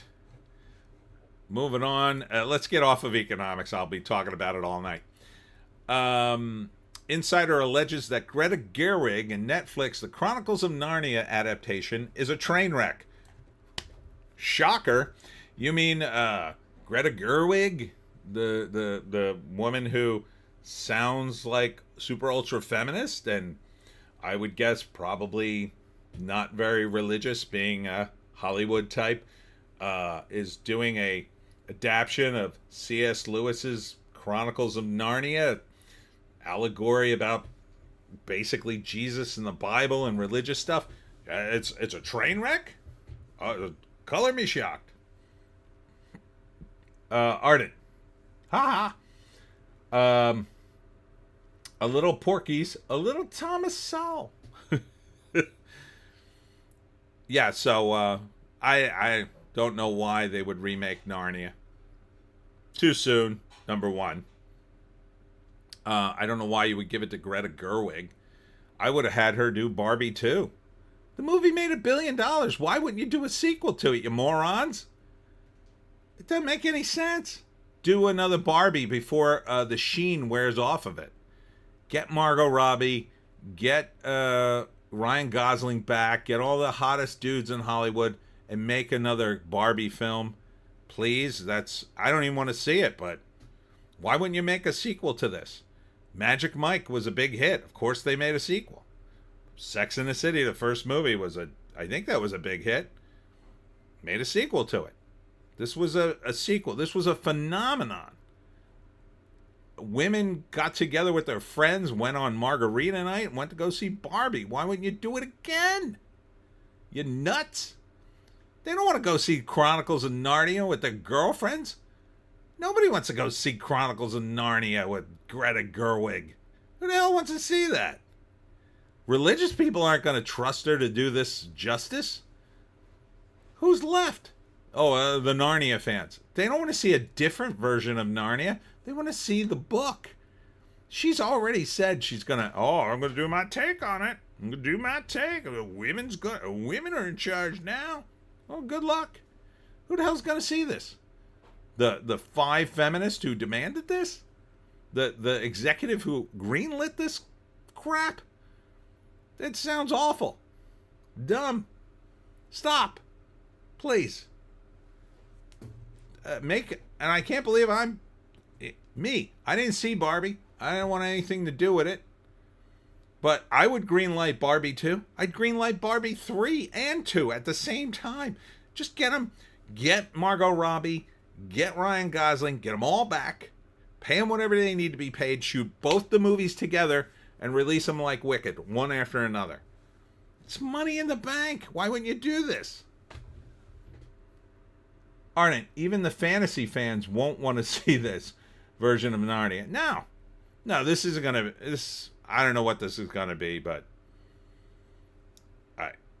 I can't imagine it's gonna have anything to do with fantasy. I can't imagine the tone will be right. It doesn't make any sense to me. Oh my God. Jesus. Trek name. Oh, I skipped part of the headline. Hold on. Roddenberry Foundation degrades the Star Trek name by pushing anti-human messages of birth control and transgenderism. May our trans friends live long and prosper. What are you doing? I'm pretty sure Gene Roddenberry wouldn't want this. This is not Star Trek. Okay? It's just not Star Trek. Burn it. I mean, look. if you have sci-fi in the future, we have medical stuff that supposedly the medical technology is advanced enough that you can change your sex now. It's not. I do not believe that for a second. But they're working on it. So what do you think it's going to be like in 300 years? Yeah, you're going to be able to flip-flop. There's been plenty of sci-fi stories on that, so it makes no sense to do this sort of stuff. This is cult-like behavior, in my opinion. That's a shame. I don't know who runs the Roddenberry Foundation, but whoever it is, they sound woke as F. Ardent, I'm pretty sure we could hook electrodes up to Gene's corpse and generate 1,000 years of free electricity with how fast he's spinning in his grave. Yeah, I mean, it just sounds awful. In another troubling sign for Doctor Who, oh Jesus, how low could this go? Russell T Davies admits the BBC is yanking an episode from broadcast TV. Jesus, how bad is this show if the BBC is yanking it? Did they talk to the Roddenberry people? JC, pretty sure trans people don't typically live long or prosper traditionally. Well, look, trans people have gender dysphoria, and the very tiny minority that do allegedly are okay with certain treatments. The problem is there are way too many people, according to statistics, that are claiming to be trans. They may have other issues, and they may be jumping on a bandwagon of gender trenders, I call them. And there needs to be a vetting process, and there hasn't been, and certainly children shouldn't be involved in this at all. But it seems that because there are no laws to stop it, and there's tons of money in it, people in the medical profession are a lot more, I'll say, dirty and grungy and corrupt than you imagine. I'll give you an example. A relative of mine was in the hospital once, and we were visiting, and a doctor came to the doorway with a clipboard, looked at him, checked something off, and walked away. We found out later he charged the room $600 for that glance. Not good. I had a doctor, I won't say which kind, but they gave me eye drops, and I took the eye drops for a few years. Later, another doctor said, "Why are you taking these eye drops?" And I said, "Well, my doctor told me I needed these drops." And the doctor said, "You do not need these drops. And by the way, do you know that these are beta blockers?" And I'm like, "No, I had no idea. Nobody told me they were beta blockers." And beta blockers can give you problems downstairs with you know what. And I was pretty friggin' pissed off at the previous doctor. Now, that doctor, she had moved away, and I couldn't get in contact with her to say, "Hey, doc, you didn't tell me you were giving me beta blockers." And fortunately, it didn't seem to do anything negative in that area, but I was pretty pissed off that I was given something like that without even a heads up. Heads up, this might make you soft. So, yeah. So doctors, no bueno. Sometimes. So you got to watch your doctor. Ardent, sex switch clone bodies in 300 years. Yeah, easily. John Varley used to write stories about that. He used to write stories where they had this technology. I think he wrote the story, oh God, it was called something like a late deposit at the brain bank. And the premise was every human in the future had an account at a brain bank. And if you were ever killed, they would keep a storage of your memories, and you would wake up in the bank in a new clone body.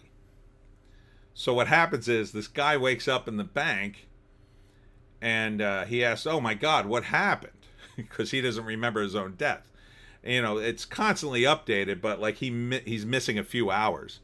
but they tell him this is like the 5th time he's woken up in the bank and that somebody keeps killing him. And then it's a story about who's trying to kill him. And then it turns out to be another version of him. So yeah, I mean, this stuff has been talked about in science fiction for a long time. And I don't know. These people are not thinking straight. They're too busy trying to push a message, I think. JC, they launched Gene's ashes into space. Yeah, he probably is pretty happy about that. Indie Phantom singing from penis to vagina.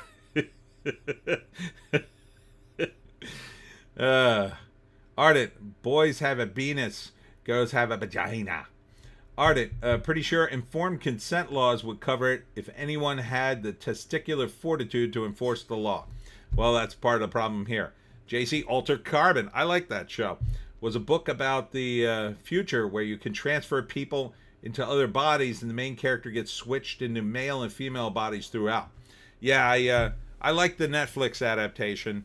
The first season was good, and then the second season with Anthony Mackie as the main character was kind of interesting. And then the idea was each season of the show would have a different main actor playing the same character because he switched bodies so often.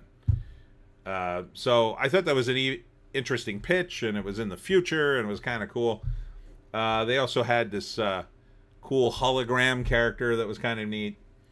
So, this is science fiction. Like, where are the Roddenberry people on this? Like, too busy wrapped up in current day politics, I would say. Trailer Park Elves author Michael Dalton and Adam Lance dish the dirty secrets of men adventures fiction. Okay. That's kind of funny, I guess. Oh, man, I gotta go to the bathroom. I've drank too much iced tea. Joan, take over. Oh, man. Here you go, Joan. All right. Take over, Joan.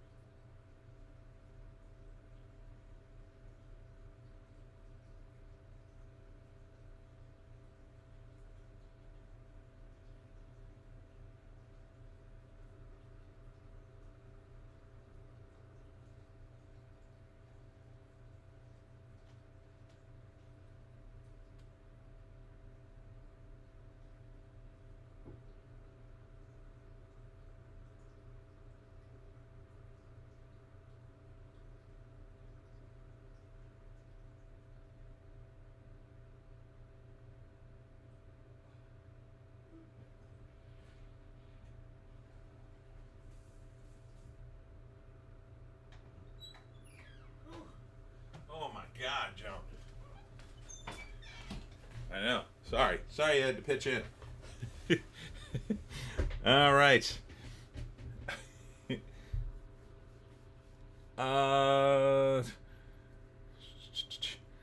Alex Ogle is here. Good evening, people with unacceptable opinions. Movie pitch. Drink.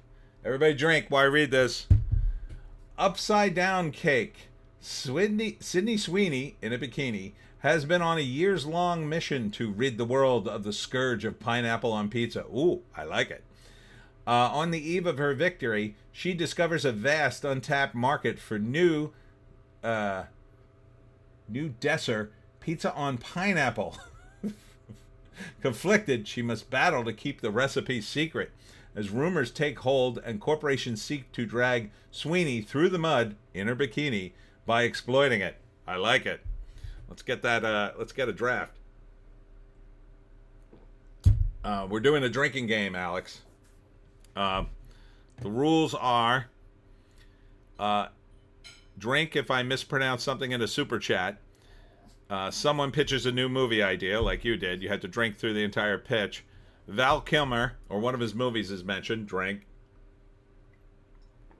Every time a movie is declared a bomb, and JEC makes a typo.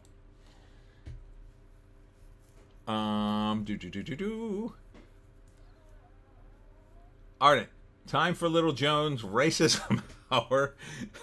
Alex, well, Little Joan likes the pitch. She certainly did. Arden says hello to Alex as Zebek's demise. There Joan goes, wrecking the channel again. Joan. Ardent. Or no, Alex at Ardent. Hello, I doubt Little Joan will get away with that joke. Ardent and Joan, no, we don't call them that anymore. Jesus, Joan. Alex at Zebek's, she makes sure these streams cannot be monetized. Ardent, nice backflips though. Ardent, and who knew Joan could teach so much about car maintenance? Wow. Good job, Dougie. I mean, the last part. Just go to sleep, babe. Go to sleep. She's got to be in an exact spot in the room or it's a problem. I don't know. Trailer Park Elves? Does that sound like a fun read to you? Does that sound like wank material without the pictures? I don't think that's I don't know. Trailer Park Elves? Sounds kind of funny, I guess. Ardent, LOL, the look on Joan's face is so unapologetic. Melanie Mack puts Marvel Rivals on blast, says new Emma Frost costume is part of gay drag queen psyop. Maybe. I mean, that's a pretty ugly looking what's the name? Emma Frost. But look, who cares? It's Marvel. I don't care. I mean, Rivals, I think, is doing well. I don't know if it's a psyop or it's just a poorly drawn character. Ardent, TP Elves sounded potentially interesting until I saw the art. Looks like simp wank. Possibly. But, I mean, I assume this is all prose, so what are you supposed to do with that? Read the story and look at the cover? How do you do that? Doesn't make sense. It may be part of this new idea that, see, there's a lot of female fiction, and a lot of it has dipped into female porn, which is all description and wind-up. That tends to be women porn. They like discussions of relationships and a big wind-up, lots of foreplay, so to speak, in the story. No pictures. And then a lot of marriage and relationship stuff along with sex. And drama. And now a lot of that stuff has gone like just full-blown porn. I know this because I ghost wrote some of it. And now it's like really out of control. Like I go to X and there's sections called Book Twitter.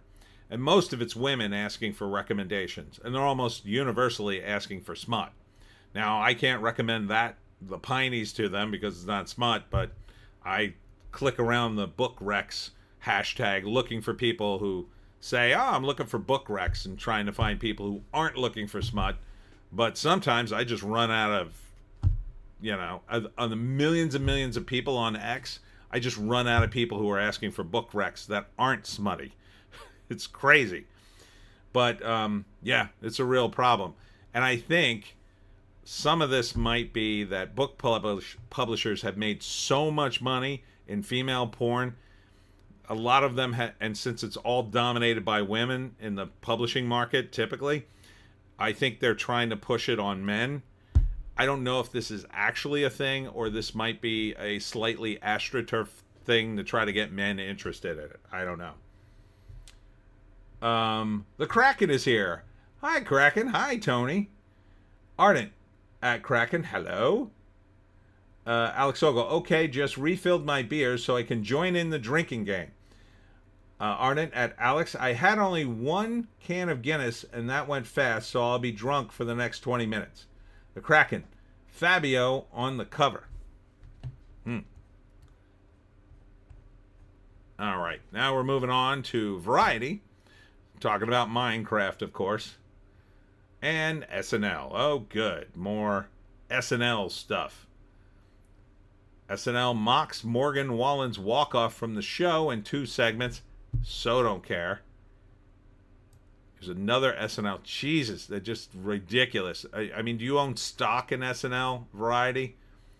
There's another article about SNL. Mike Myers crashes SNL cold open as Elon Musk. Don't care.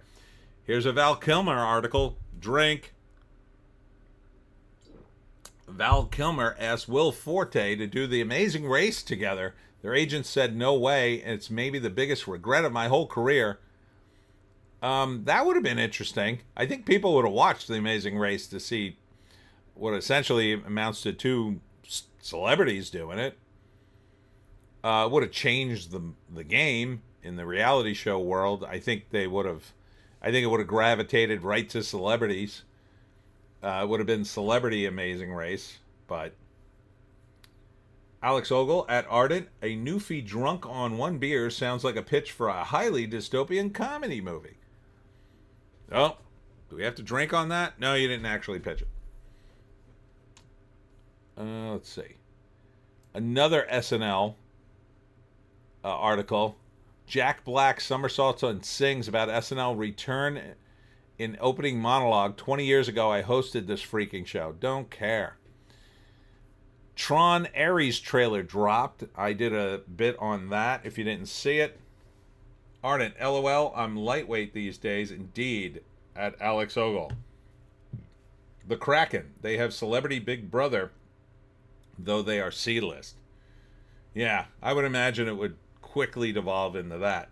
Alex Ogle, I'm working out the pitch.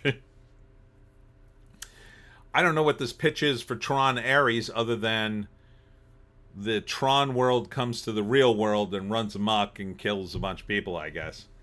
The effects look cool, but I have zero confidence in the movie. It stars Jared Leto and Gillian Anderson, and I don't see a story there yet, and doesn't make sense to me why Tron world would come to real world and why it would be so big and scary, but I'm sure they'll have reasons, I guess. The idea was in the original movie that the characters in the computer world were just programs, and that Tron was a security program. So I don't understand how, they would translate into people and objects. It doesn't make any sense to me. Let's see. Dennis the Menace, the original, is dead. Mr. Wilson finally is at peace at last. Jay North, the original Dennis the Menace, has died at 73. He was battling cancer, very sad. But he embraced his Dennis the Menace-ness throughout his life.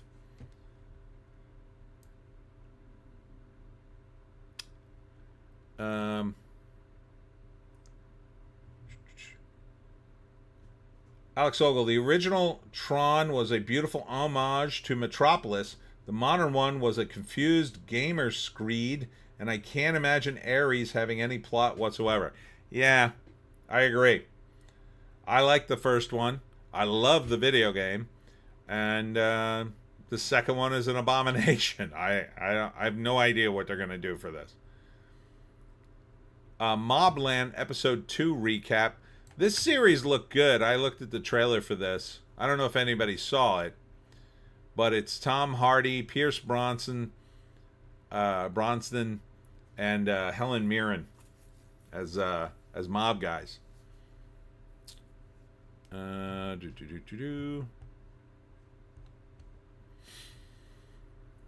Woody Harrelson turned down White Lotus Season 3 role due to family vacation, an extremely hard decision. That sounds like a first world problem, doesn't it? Hey, why weren't you in White Lotus and get paid $2 million or whatever?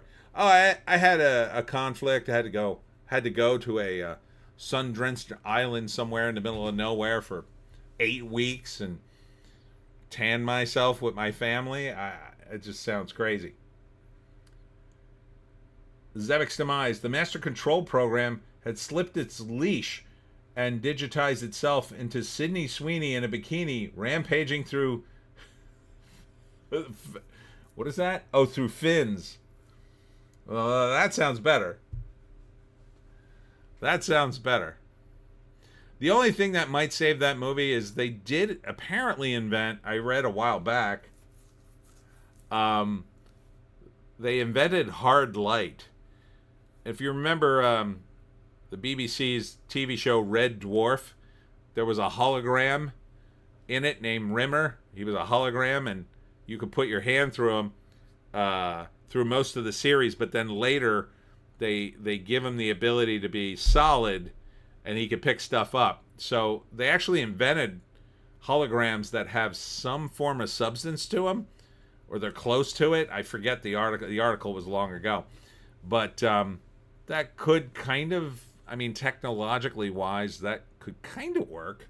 But I don't understand why the programs would come to our world. I don't get it.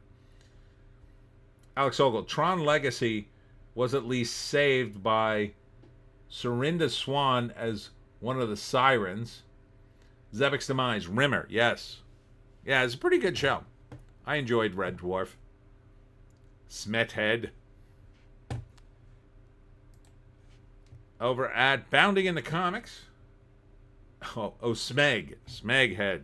Zemex has corrected himself. Nintendo Switch 2 game prices spark outcry as Mario Kart World listed for $80. Razorfist pointed out on X that there have been games that have been $80.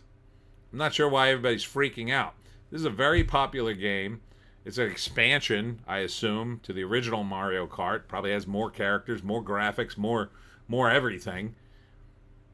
It's very popular. Why wouldn't you charge $80? It sounds like a reasonable price for a game that everybody wants. That's just me. It is a simple game. I'll give you that. Probably, if it wasn't popular, I wouldn't charge $80. But it's the brand is so popular, everybody's gonna love this game.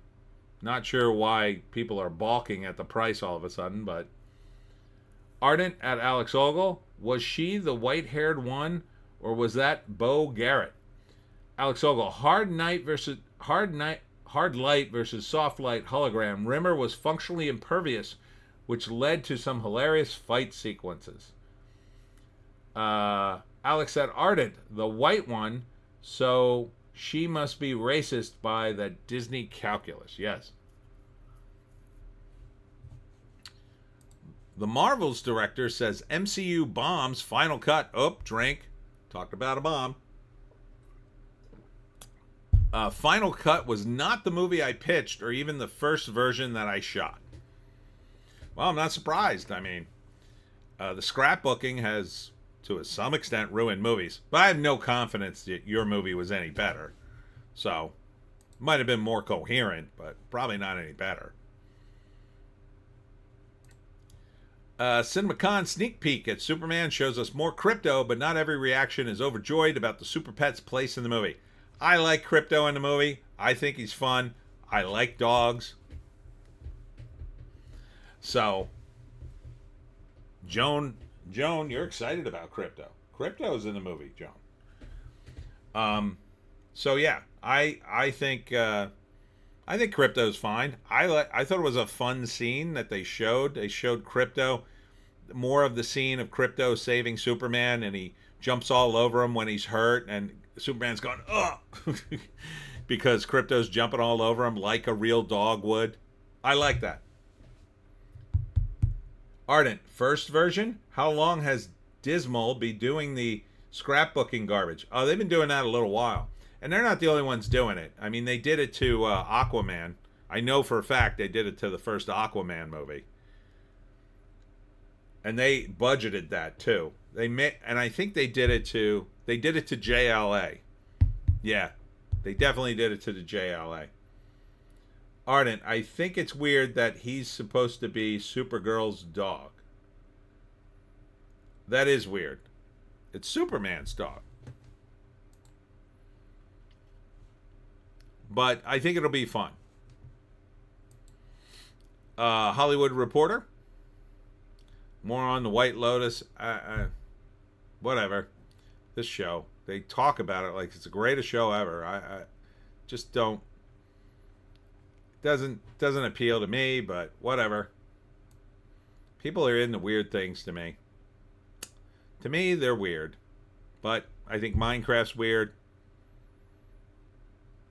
1923, I kind of understand. Because, you know, it's a Western. People like Westerns. That's something I can get behind.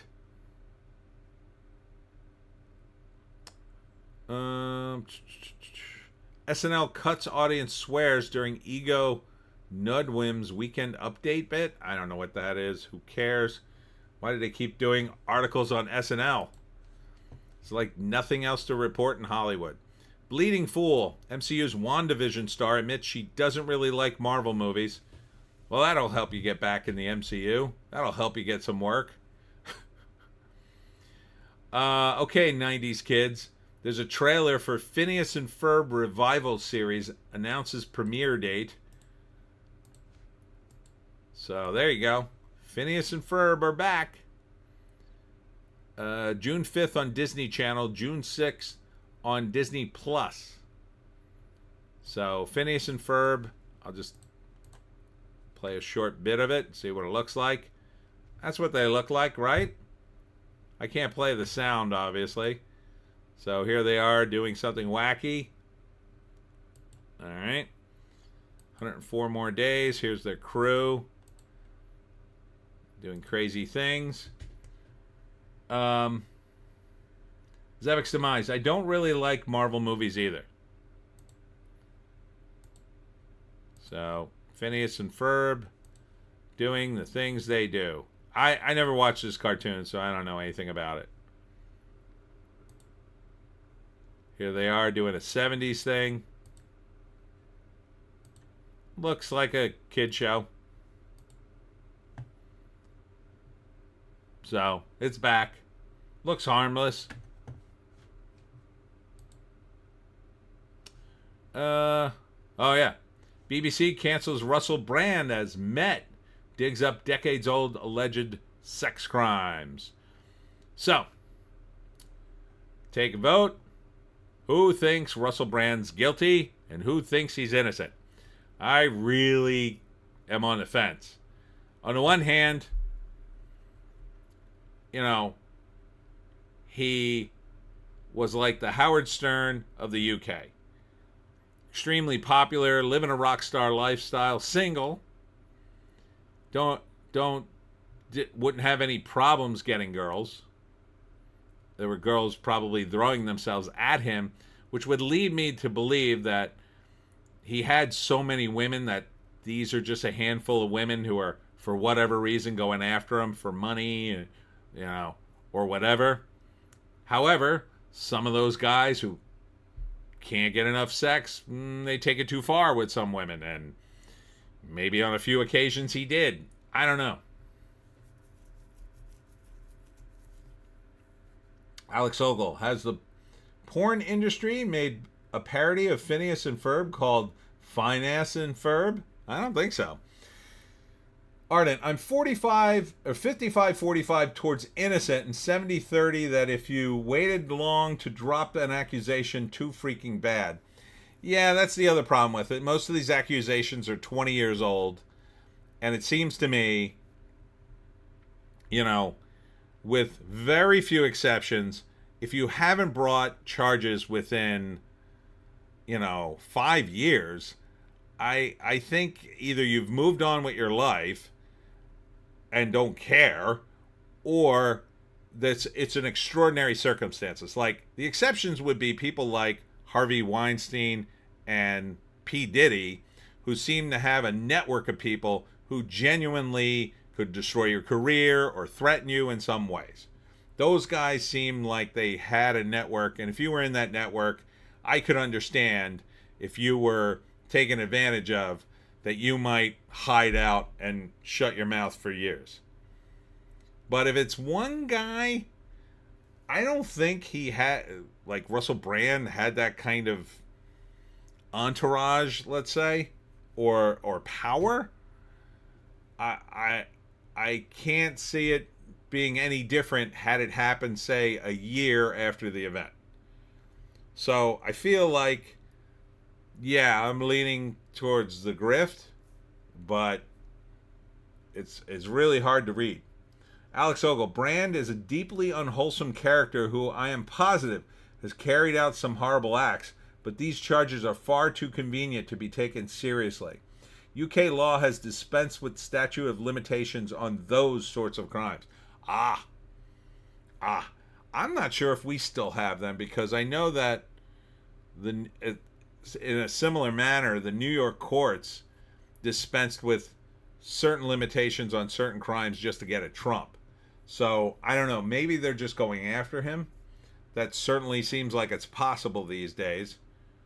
But the strike against Russell Brand for me is the fact that he suddenly found Jesus, and then not only did he find Jesus, but he was also selling some weird medallion to help people, but it was like $240. It didn't seem like the kind of thing that would actually help people. So I feel like he's scamming people. It's possible he's a scammer, but didn't do these things. Possible he's not a scammer at all and genuinely believes his necklaces help people, but I doubt it. So I don't know. He's it's a really tough call. I think he'll probably skate because he has enough money that he'll just drag it out until the court goes, okay, we're not getting anywhere with this, and they'll just settle. But we'll see. Or maybe they won't be able to extradite him. I don't know. Probably will, though. Oh, this was this week, too. John Boyega calls Star Wars fans racist, but isn't Disney really to blame? Yeah, I would say. I would say that Disney is the one he should be mad at. Disney's the one that shrank him on the Chinese version of the poster because they're incredibly racist in China towards black people.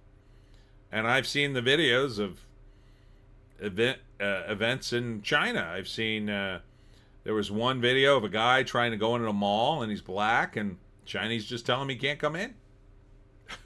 They just throw him right out. So John Boyega, I don't know, is his career faltering so badly he needs to do this? He was really good in They Cloned Tyrone. That was a fun movie. But whatever. Ardent, John Boyega needs to be pissed at Disney. Yes, yeah. Yeah, don't take it out on the fans, dummy. And this is how big companies and big studios spend millions of dollars and get nothing done. So, Alex Ogle, every time I think Boyega could be based, he turns around and says something only a simpleton would say. Or could say. Yeah, I don't know how to. The only thing I can think of is he says something based, and then his publicist or his agent or someone has a conversation with him afterwards and convinces him that this is negative towards his career and that the next time he goes on a podcast or whatever, he really should say something like, I don't know, the Star Wars fans are racist, to get back in the good graces of the Southern California lefties who hire him. Something like that. I don't know. Ardent. And the whole racist fans thing was started by Boyega as Finn causing poser fans not to know what the difference between a stormtrooper and a clone trooper was. But this is an amazing story of how Hollywood wastes money. How Phoebe Waller-Bridge made millions without making anything. So, Phoebe Waller-Bridge, who you may remember, was primarily the person who ruined Indiana Jones for good. Alex Ogle, Waller-Bridge has been trading for years off that Fleabag nonsense. Everyone lauds her for that and ignores her inability to do anything else. LeMay is here. I'm late. Hi, all. Hi, LeMay. Yeah, so she got this contract from Amazon, a third contract in 2019, and a first look deal, and she's been cashing checks for 6 years for tens of millions of dollars without delivering a single TV show under her contracts. Not one, zero. Like, what a friggin' agent she has. Let me applaud her agent. I would like to get a lucrative agreement like that and never do anything. That would be amazing. So she's earned roughly $100 million from Amazon. She signed a 3-year, $20 million per overall deal in September 2019, extended into January 2023 for another 2 years at a similar mid-8-figure rate. In November 2024, she shifted to a lower-paying first-look deal. The $100 million plus estimate covers the initial deal, $60 million, and the extension through November 2024, another $60 million. The first look deal adding a smaller unspecified amount by April 2nd, 2025, which she's already gotten. Exact figures are based on varying reports, so precise payment details aren't fully public. That is incredible. But it doesn't surprise me because I knew a producer and basically he was in a similar situation. He got a deal from a major studio and he never produced anything. He never got anything greenlit, but they paid him tens of thousands. He didn't get as much as this. He wasn't that big, but he got hundreds of thousands of dollars. Hundreds of thousands. And the idea was the execs would get paid and the studio would put it on a tab. And the idea was once you got something greenlit, your movie then had to pay your tab off. Right? So let's say you spend $2 million developing a movie and then it gets greenlit and it gets made. Well, the first $2 million of your royalty first goes to pay to the hole that you dug yourself. But that's not too bad, right? If you spent $2 million on a movie that makes $100 million and you get, 10% of that, well, the studio gets their $2 million back and then you get your other $8 million. But she's in the hole for at least $120 million? So at a certain point, you're not going to produce anything because what's the point? Your movie's never going to make that kind of money. And she was supposed to write the scripts for Lara Croft. She was supposed to write the new Lara Croft, which I don't even think they want to do anymore, by the way. She was going to do feminist Lara Croft, I assume. And it would have been a total S show. Why even do it? Why even do it? If the show's not going to make $120 million, she's never going to see a dime of it. There's no point in even doing it. Alex. Hello, at LeMay. Charge your glass as there's a drinking game going on. Oh, yes. So here is the drinking game, LeMay. I promised this from last week. You drink if I mispronounce something in a super chat. Someone pitches a new movie idea. Val Kilmer, drink. One of his movies is mentioned. Or one of his movies are mentioned. Every time a movie is declared a bomb, and JEC makes a typo. But yeah, Phoebe Waller-Bridge, holy cow. Like, this is another example of how Hollywood just gets enamored with some people. Like the same thing with The Rock, right? Like The Rock was in everything for a while. They just couldn't cast him enough. They couldn't hand him enough money. Now he's finally on the S list, I think. But my God, for a while he could do no wrong. He was in everything. They just kept putting him in movies. To which I say, there were a handful of movies he was okay in. Most of them were terrible. He's not really a good actor. He looks the part, like you could put him in an action movie.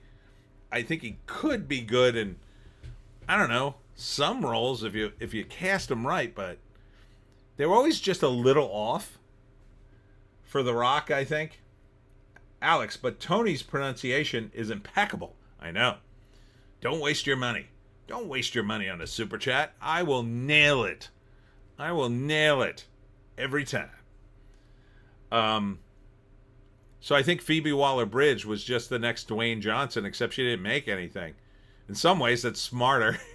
Like Dwayne Johnson had to do all that work to get rich. She didn't do nothing, and she made $120 million. I mean, seriously.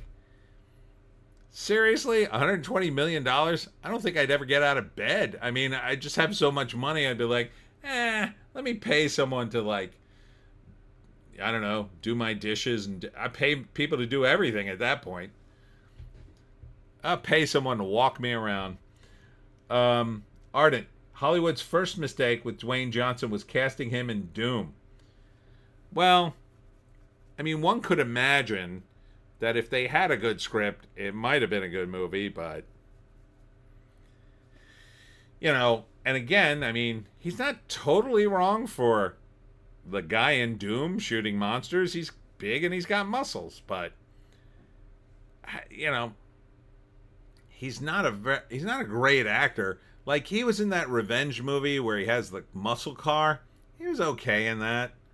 Like, if he had done more of those movies, I kind of would have maybe grown into it, and maybe he'd have grown into those sort of roles.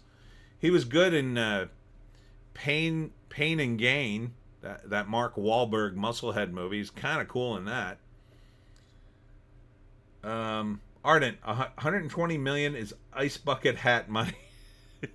My $120 million, I will need a bucket hat because my head will be so warm from counting all my money.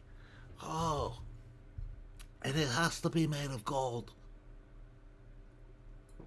That time I just needed a drink. Ardent, Drive Angry? Or was that the one with Cage? I think that's the one with Cage. I don't remember. It wasn't that great, but he was okay. Like, passable.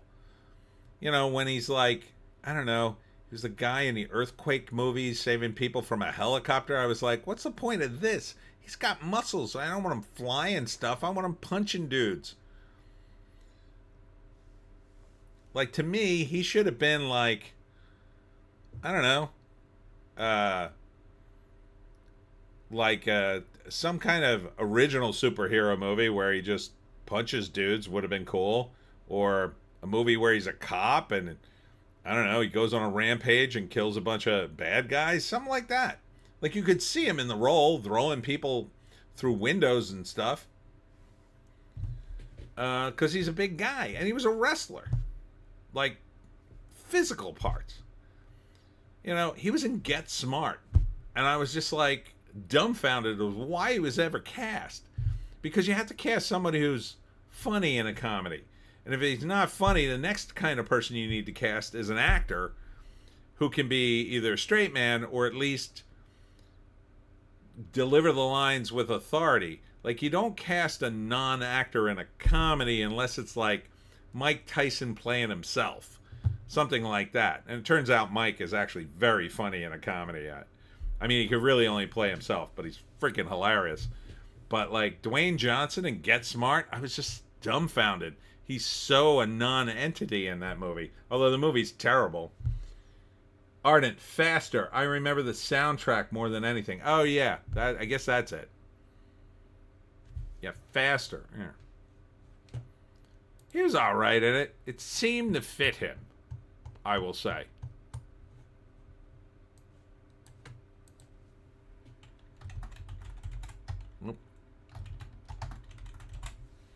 Yeah, 2010.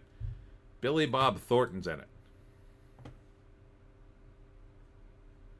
Yeah, so he's holding the gun. He's got big muscles. It wasn't bad. Let's look at The Rock's career. Let's do a quick... I will declare which parts were good for him and which parts were bad. Wrestling, that doesn't count. He made an appearance on That 70s Show where he plays a wrestler. He plays his dad, I think. So that was kind of cool. Alex Ogle, movie pitch. Miss Doubtfire, Dwayne Johnson in the title role. Drink. The Net was a TV series. I don't remember that. He was in Star Trek Voyager as the champion. I don't remember that. Dag. I don't remember that. Music video, TV special. Okay, so here's where his movie career really starts. Zevek's Demise. Doom was bad. The Mummy Returns. He's okay as the Scorpion King, but the CGI is awful in that movie, I think. Not great. Long Shot. Don't remember that. Scorpion King. Yeah, I don't think you could do an epic film with The Rock delivering lines. Skipping the wrestling. Lots of wrestling. Jesus, he's in a lot of wrestling. The Rundown. Maybe. Walking Tall. Again, you need a guy who can act in that, I think. Alex Ogle, Doom was laughably bad and so becomes good again. Romeo, don't know what that is, TV series. Be Cool, don't know what that is. Here's Doom. They gave it a 5.2. That's better than Snow White. Southland Tales, that was a disaster. Drink, that was a bomb. Gridiron Gang, don't remember that. Reno 9/11. He's uncredited in that. I saw that movie. I don't remember him. Ardent. Rundown was good because of the supporting cast. Corey in the House, Hannah Montana. These are TV shows. The Game Plan. Now there he's a football player. Okay, that would work. Here's Get Smart. Yeah, he should not have been in that. I think that's a mistake. But this is when I think his star starts to rise. The Wizards of Waverly Place, he makes an appearance in that. Race to Witch Mountain. Totally wrong movie for him, I think. I think he plays the role that Buddy Ebsen originally plays in the original Race to Witch Mountain or whatever it was. I think there were a couple of Witch Mountains. Planet 51, I don't know what that is. Family Guy, don't care. Tooth Fairy. Now this was dumb. Just a dumb idea to do. Why Did I Get Married To? Looks like an uncredited thing.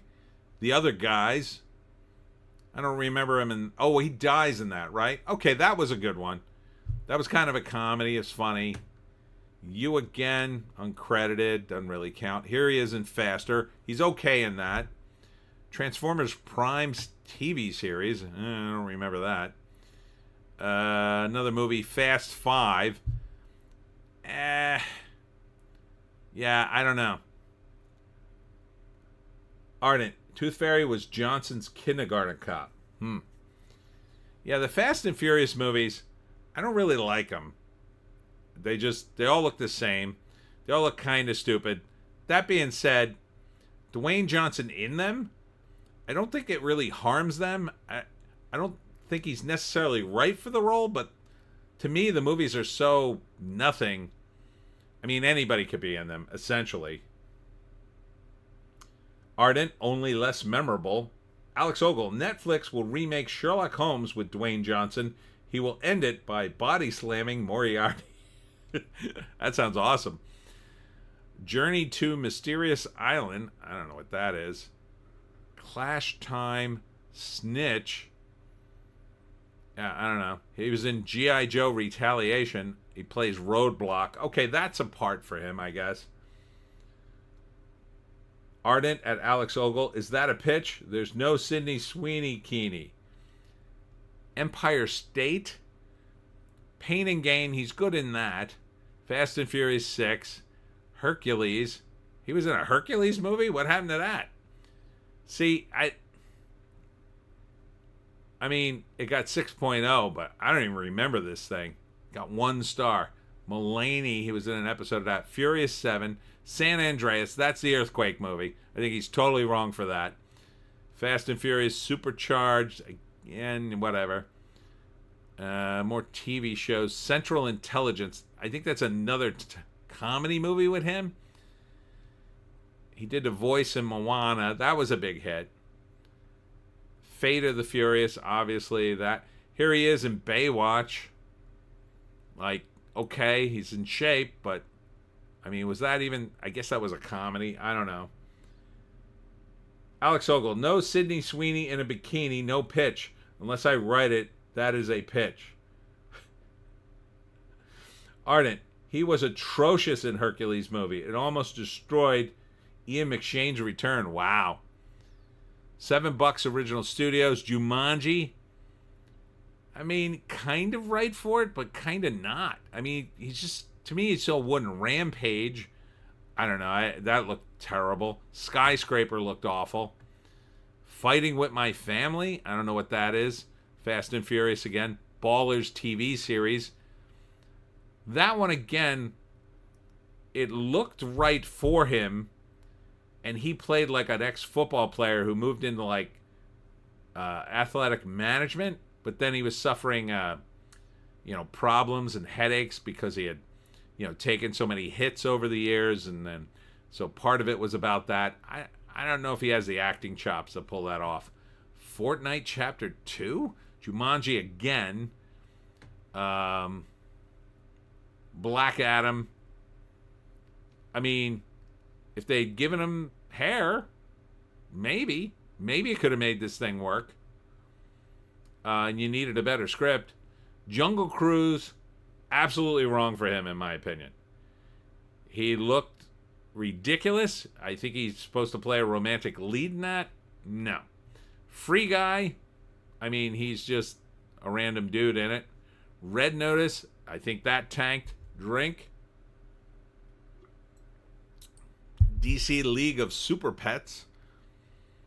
That's a cartoon, doesn't count. Black Adam, I believe that's a tank. Then he went back to TV, and at this point, after Black Adam, things go downhill. He ends up back in Fast and Furious one more time, and then in Red 1. Oh, that did okay. I mean, I didn't see it, but some people praised it. And then he did a voice in Moana too. So maybe not as bad as I initially thought, my perception, but a lot of not so good, movies in there. And again, I just kind of discount Fast and Furious. I don't think it's good. All right, moving on to Deadline. Let's see. HBO Billy Joel documentary to open in Tribeca Festival. I would see that. I like Billy Joel. He has an interesting sort of life arc in his music career.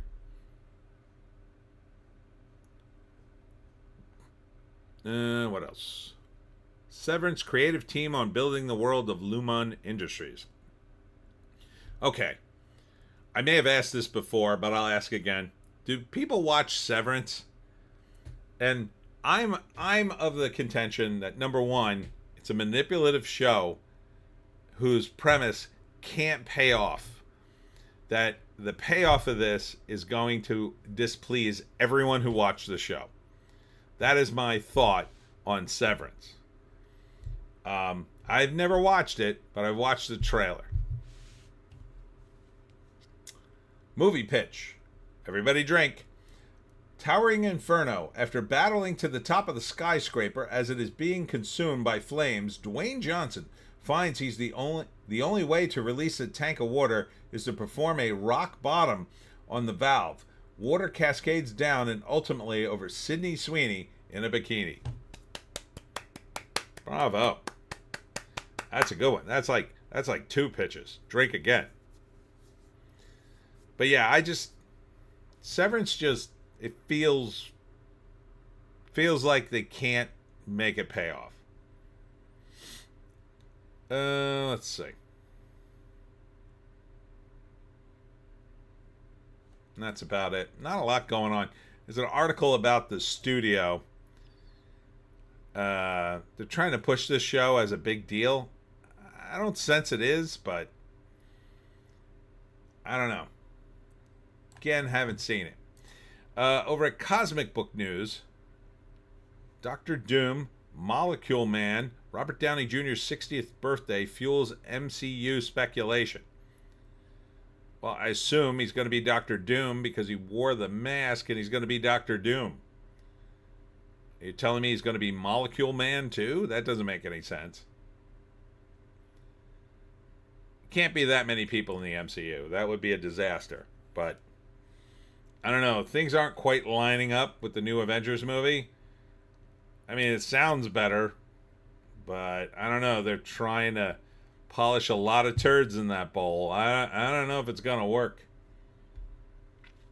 A lot of characters and a lot of actors have no bueno performances. Daredevil flops. Born Again misses Nielsen's charts. What happened to this? It started okay, but oh boy, is this show going down in flames now. Not sure what went wrong. It's a shame when it starts well. I mean, are they just at the point at Disney like, yeah, no, we're going to give them 2 good shows and then cut all the budget and make sure the rest of it's crap, because by that time we have their money and we don't care. They already signed up for 6 months of Disney Plus or something. I don't know. Just seems to be... I don't know why anybody would give Disney a dime. I told my friend the other day, he has Disney Plus. I'm like, why do you have Disney Plus? Your kids are older. That's the only reason to have it. You're paying them money. He's like, yeah, I'll get rid of it. But I think he kind of wants to see what's going on. Like, he kind of feels like he'll be missing it. I mean, because he does like, MCU stuff, but I'm like, dude, drop it. Stop giving them money. Yeah, so Minecraft did well despite the Rotten Tomatoes score, which started kind of low, but who cares? It's making money. Five Nights at Freddy's 2 is coming out. I was at the convention today. There was a guy dressed as the bear character. So that was pretty cool. I thought that was a very current costume. Alex Ogle, is Minecraft simply profiting off a very weak set of options at the cinema? Well, let's turn back here for a moment. I mean, Working Man looks decent, even though they changed it from the book. The Chosen's kind of its own thing. It's just for religious stuff. Snow White sucks. Woman in the Yard, meh, might be okay. Death of the Unicorn doesn't look very good. More Chosen. Hell of a Summer looks like standard slasher film. The Friend, kind of an art house movie with Bill Murray. Captain America tanked. Black Bag tanked. Mickey 17, kind of disappointing, kind of tanked. Princess Monaco is a rerun, essentially. Penguin Lessons looks like it tanked. The Luckiest Man in America is new, but it looks like it's tanking. Novocaine looked cool. Paddington in Peru did well. Dogman did well. The Ballad of Wallace Island, that looks like it's not doing well. A Nice Indian Boy is definitely art house. The Monkey did okay. The Encampments is a documentary. I don't think anybody cares about it. Mufasa, basically Disney pushed this to success somehow. Last Breath doesn't appear to do well. Miss Concordia is not doing well, but it's a foreign film. Ephus didn't do well. Gazer's too new. Moana's a beast. A Complete Unknown kind of did okay. And When Fall is Coming is new. So, maybe. I mean, what else is there to see? If you had to take your kid to a movie, if they're a boy, they don't want to see Snow White. What else is here? I mean, if your kids want to see a movie, yeah, there's nothing really here. Maybe the Penguin Lessons, I guess, but the other movies have been out for weeks. So, and if your kid plays this game, they're probably going to want to see it. I mean, and there hasn't been anything that did this well in a while. How many weeks? Let's see. Last week, 15 million was the top. Previous week, 42 million. Novocaine, 8.8 million. Mickey 17, 19 million. Captain America, 14.8. Captain America, 28 million. Captain America, 88 million. So maybe you could count Captain America. Before that, Dogman, 36 million. Flight Risk, 11 million. Mufasa the Lion King. Den of Thieves 2. Sonic the Hedgehog 3. 60 million was the opening weekend. Yeah, you got to go back to November, really, to get anything comparable. Moana 2 started at 139. So that was 5 months ago. Alex Ogle, update to my Towering Inferno pitch. Alternate ending where Johnson misjudges his rock bottom and collapses the already weakened tower in a horribly tasteless parody of 9/11. Kyle Dunningham to direct. I'll drink to that one. To direct and star as everybody in the movie. If I know Kyle, he could do all the voices. Although I've never heard him do The Rock. He can do just about anybody else. Oh, and here's The Wrap. Of course, they're covering hands-off organizers unite millions against authoritarian Trump policies across 1,300 protests nationwide. I don't believe it was millions. No. I think that's exaggerated. Possible that it's 1,300 protests if you count each individual protest. Some of them would probably only had a handful of people. They had a few dozen people at Cape May Courthouse, New Jersey, yesterday at the courthouse there. But I think The Wrap leans hard left. Like hard left.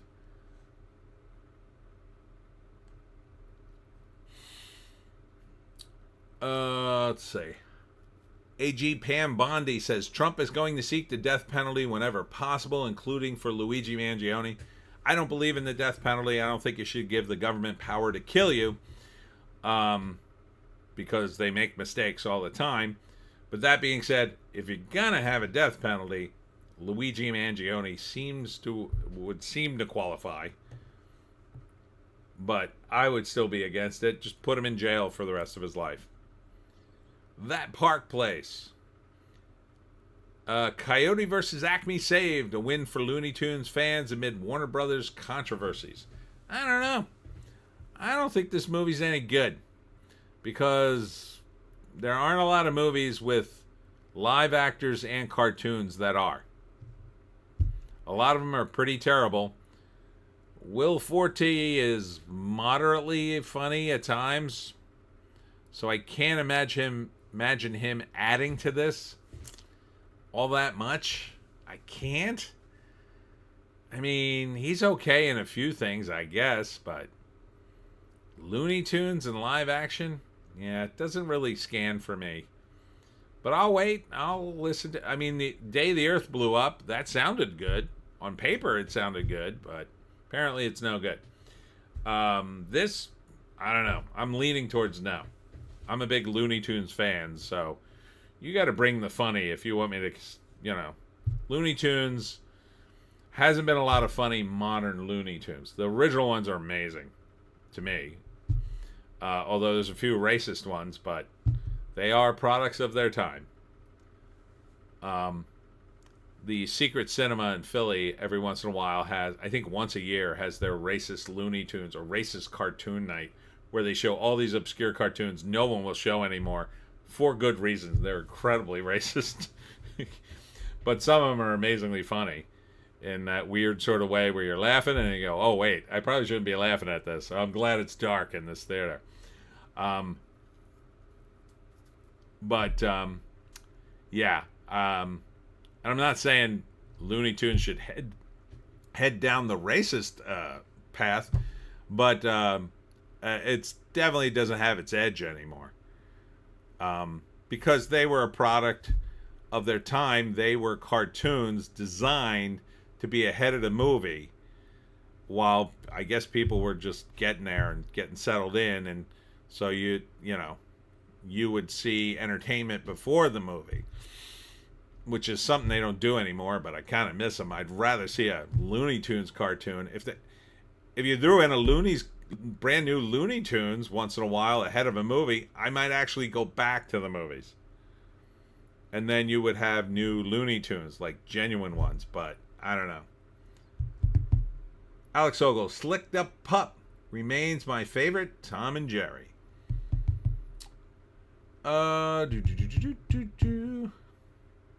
Selena Gomez Wizards of Waverly Place prop sells for just $4.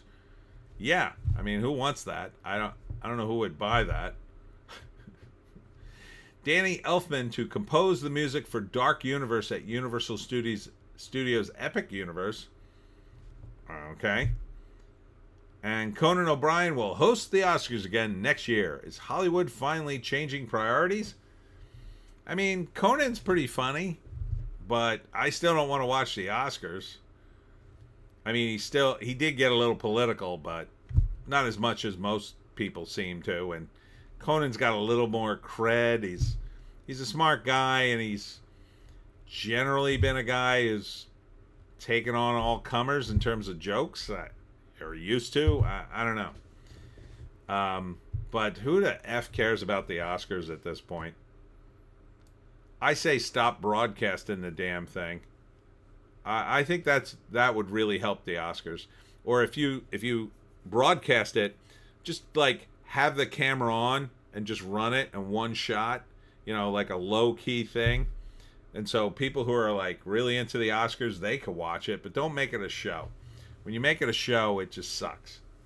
They're too busy trying to entertain you, and it's never entertaining. It's always boring and stupid, I say. The only guy I liked hosting the Oscars, I like Seth MacFarlane, mainly because of the cameos of William Shatner showing up. And I like David Letterman because he was terrible at it, and he knew he was terrible, and he made a bunch of jokes and kind of pissed everybody off, and that made it funny for me. But beyond that, I just think, just make it a trade show again. Like, shoot the damn thing. You could air it on like the equivalent of C-SPAN somewhere, and if you're desperate to see the Oscars, you can watch it, but don't try to make it a show. Don't try to make it entertaining with commercials and stuff. It's not entertaining. It's long and it's boring. But just make it about the damn awards.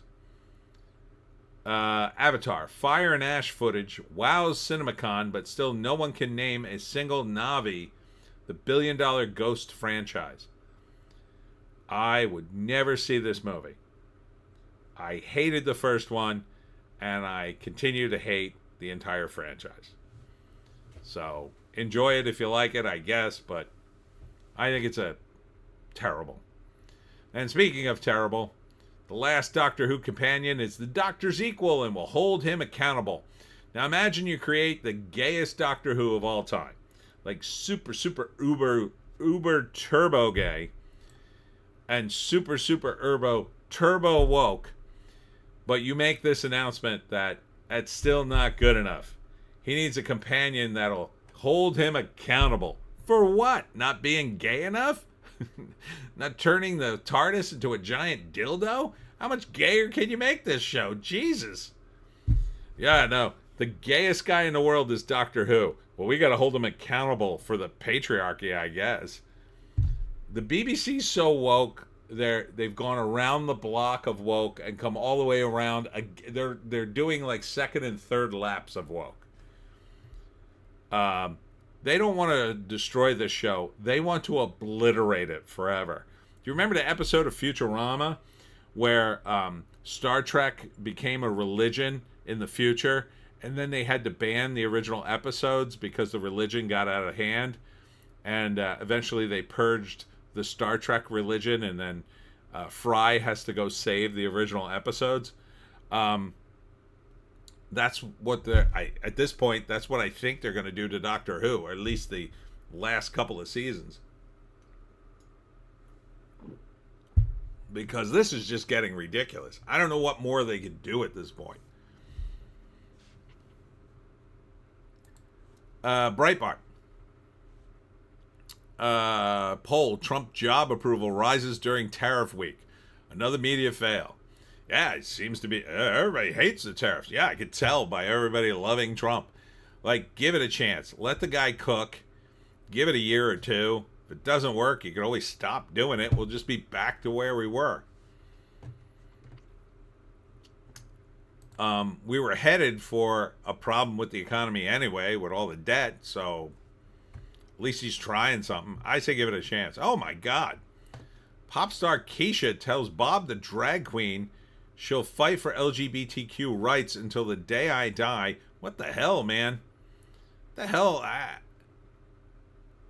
That's a bit much. Seeing a show. Even put on a thumbnail, quite frankly. What the hell, man? You're eating butt right on stage. That's no good. That's pretty pornographic, I gotta say. I'm surprised that the what's the name, Breitbart would put that thumbnail and not put something over to blur it or something. Neil Young, Joan Baez. No, this headline is funny. Neil Young, Joan Baez, these are all like old hippies, teaming up with Bernie Sanders, AOC, for anti-oligarch rally. So that's the last of the hippies. Ardent, what a great role model for little girls. Yeah, really. Jesus. Yeah, here it is. A Minecraft movie sets video game adaptation record for 301 million global debut. Oh, I thought it was 310. So Breitbart somehow got the rest of the box office. Yeah, it looks like 144 million overseas. So, I mean, it looks pretty damn stupid. Maybe I might like it. I like stupid movies. But I don't know I don't really play Minecraft, so maybe not. Backstreet Boys' Brian Littrell's son performs Christian song on American Idol. Jesus gave me wings to fly. Okay. Don't really care. Ex-assistant says filmmaker Paul Schrader sexually assaulted her and backed out of settlement deal. Okay. This guy, I believe, was Alec Baldwin's film partner for a lot of years. He was the writer of Taxi Driver and director of American Gigolo. He's being accused of sexually assaulting his former personal assistant, firing her when she wouldn't acquiesce to advances and reneging on a settlement that was meant to keep the allegations confidential. Okay, so that's not good. I guess this is the same complaint that dogged him a while back, but it might be another one.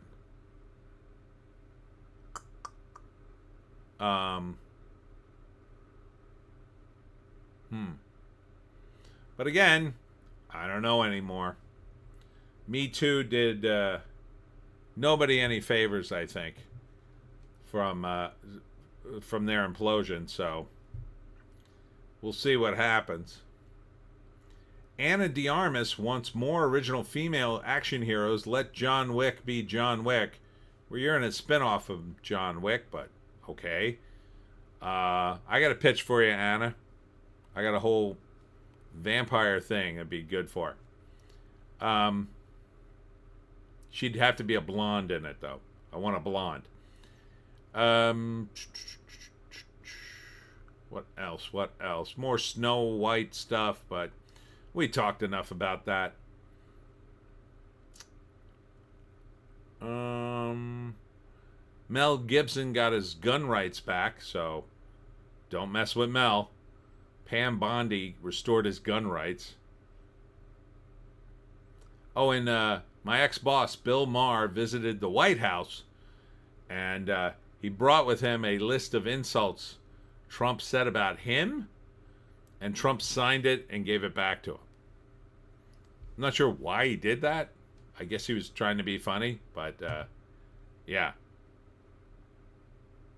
Oh, and here is the O.J. Simpson Naked Gun trailer. They're talking about how he was kind of dissed in the trailer. I think it was funny. So, oh, I mentioned Snow White. Sorry, I have to drink. I'll take 2 drinks. Oh, I'm out of drink. Great. I just had a little bit left. All right. And now I'm out of drink. I'm out of drink. Thanks for reminding me, Ardent. All right. Anywho, what have we learned today? Well, I hope you enjoyed the drinking game. That was fun. We could try this another time. Ardent, no love for OJ? Gee, why ever why? Yeah. Yeah, did something happen? I read a great theory. Well, it's not a great theory, but it's an interesting theory about the murders. And that is that OJ's son actually may have committed the murders. And the proof they offer, and it's pretty flimsy, but it sounds interesting. So they have pictures of OJ's son, and apparently OJ's son had anger control issues and got into a fight with one of his exes or girlfriends or whatever. And then there's a picture of him where he is wearing the same knit hat that I guess they found on the scene. And then he had a dog, and there was dog fibers found somewhere, I guess on the knit hat. And then and there was a couple other little things, but what they basically said, the theory goes that OJ's son resented Nicole because Nicole wasn't his mother, and eventually lost his mind and killed her, and that OJ somehow knew. And at first when he got taken to the police station, he didn't know and acted one way, but then when he found out, he realized he had to protect his son. So although he didn't really confess to the murders, he allowed the cops he basically allowed the cops to prosecute him or make them think he committed the murders in order to protect his son. So, an interesting theory. Ardent, LOL, we learned that you have one of those least nerdy hobbies, economics. I know. Through that might be a nerdy thing. Now the way conservatives are the new punks and rebels. Yes, I'm a bit of a news junkie, and then I was following a lot of Ron Paul stuff, and so I got into economics. I just find it kind of an interesting thing. It's boring, but it's interesting. If you're interested in it, I would recommend Mises.org, and there's an economist by the name of Tom Woods, and he does a podcast. One of the podcasts he does, or used to do, was called Contra Krugman, where him and his fellow economist would take an article that Paul Krugman wrote and talk about how wrong it was, which I thought was kind of funny. So it was like a takedown of another economist and how stupid he was. But interesting stuff. And then Tom Woods, like, he has classes online for economics if you're interested in that. I've never taken any, but I thought about it, but I don't really have the time. I don't know. I thought about doing it, so, you know, despite my interest in economics, I'm actually pretty bad with my own economics, but that's another story. Maybe it's because I try to do the Austrian thing, but I live in a world of Keynesians. I don't know. But yeah, the O.J. Simpson theory I thought was kind of interesting. I thought, oh man, maybe he was just protecting his son and he didn't kill Nicole, and then allowed it to happen because he knew that, number one, he didn't do it, and that the case would eventually fall apart. And number two, he had enough money to just fight it in court, and he'd win because of that. And then I do think that the cops thought he did it, and then they didn't frame him, but they they threw in a couple of extra pieces of evidence that they got caught on, which hurt their case. But Alex Ogle, what's coming up in the week ahead for you, Tony? Are there any fresh horrors in the area for you to catalog and capture? JC, he's guilty as hell. Yeah, he probably is. Let's see. I'm doing, what is this called? I can't see it on my calendar. I have it over here. Next week, I'm not doing an event until next Saturday. I'm doing Astrara Fair. I don't know. It's some kind of fair from 10 to 4 in Pensgrove. And then I might do, there's another thing going on Sunday. It's actually going on the whole weekend, but for some reason I didn't get a notice, and I'm trying to get a hold of them so I could do the Whitesbog. There's like a thing in Whitesbog, New Jersey. Whitesbog is where they cultivated the first blueberries here. And they're having an author's day or weekend. So I'm trying to get in for Sunday. I got to call them. Maybe on Monday I'll finally get a hold of them. But that's about all I got going on this week. So this week's kind of a slow week for me. Kind of a slow month, actually. Things don't really pick up.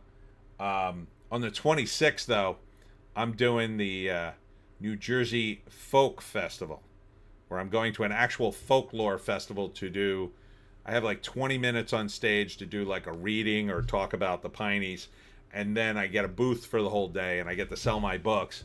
And it's all college students, and I hear it's gangbusters, so I'm hoping to do big business.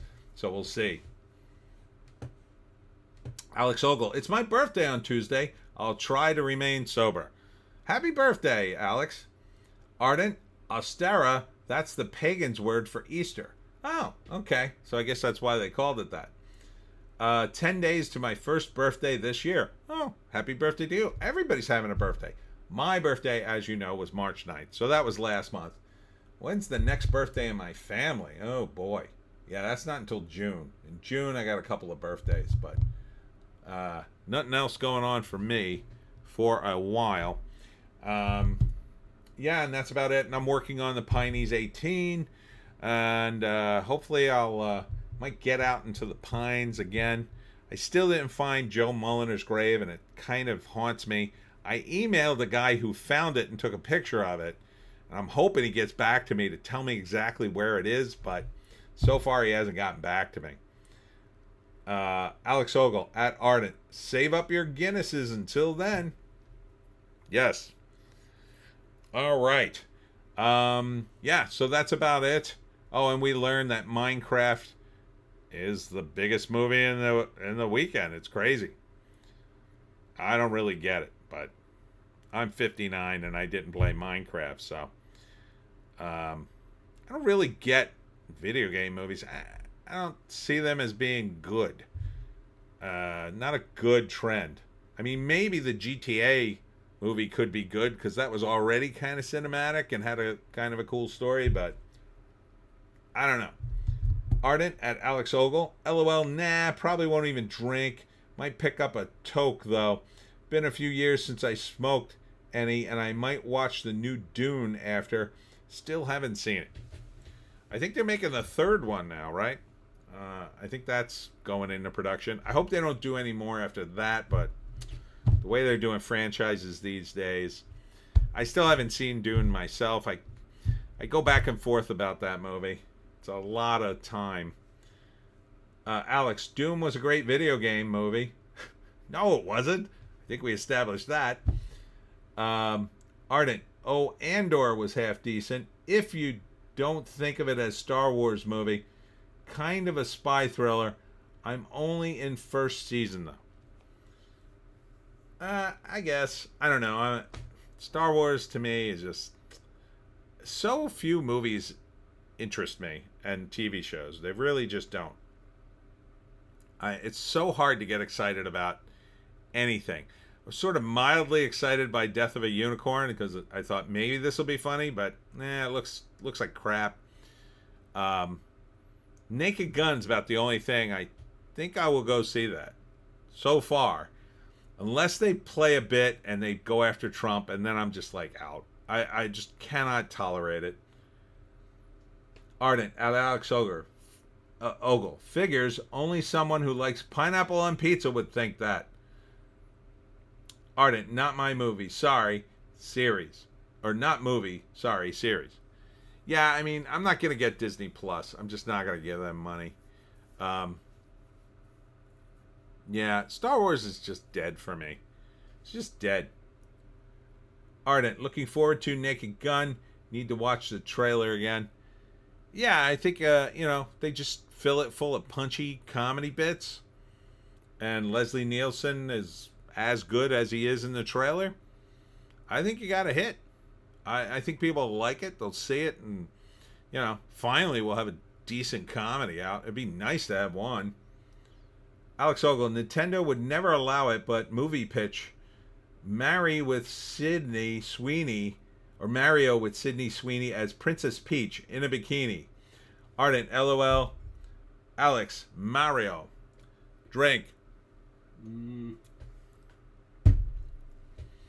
Yeah, I could see that. They're doing the Zelda movie. I think that'll do probably at least as well as Minecraft. At least as well. Well, I'm going to wrap it here because I got to do some more videos. And I do have to get up early for something. So thanks for tuning in. I hope you like the drinking game. Next week, who knows what we'll do? Who knows? Right, Joan? Joan, thank you for sitting here very patiently. He's a good dog. All right, we're going to go WALK. Ardent, can we cast John Leguizamo as Mario? Was he Mario in the first movie? That was Bob Hoskins. He was Luigi. He was Luigi in the first one, right? Bob Hoskins was Mario because he was short and fat, not Italian. Ardent, just checked, make sure John was still alive. He does stand-up? He did back in the day. I think a long time ago. I don't think he does it anymore, but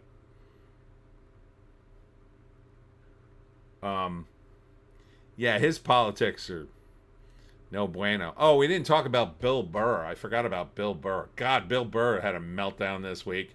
He burned whatever credibility he had left with me. That's done. I'm done with Bill Burr. God. I don't know why he's doing this other than, I don't know, he got a secret envelope in the mail saying we have the film of you, so do what we ask and destroy your career and be super uber woke or something. But man, he's going all in on the wokeness, it seems to me. Ardent, gotta go hunt down the old tape down. All right, good night. Klaatu Barata Nicotine. Damn it, I mispronounced it again. It wasn't a super chat. Thanks for tuning in. Good night, everybody. Have a good week. And we'll see you in the next one.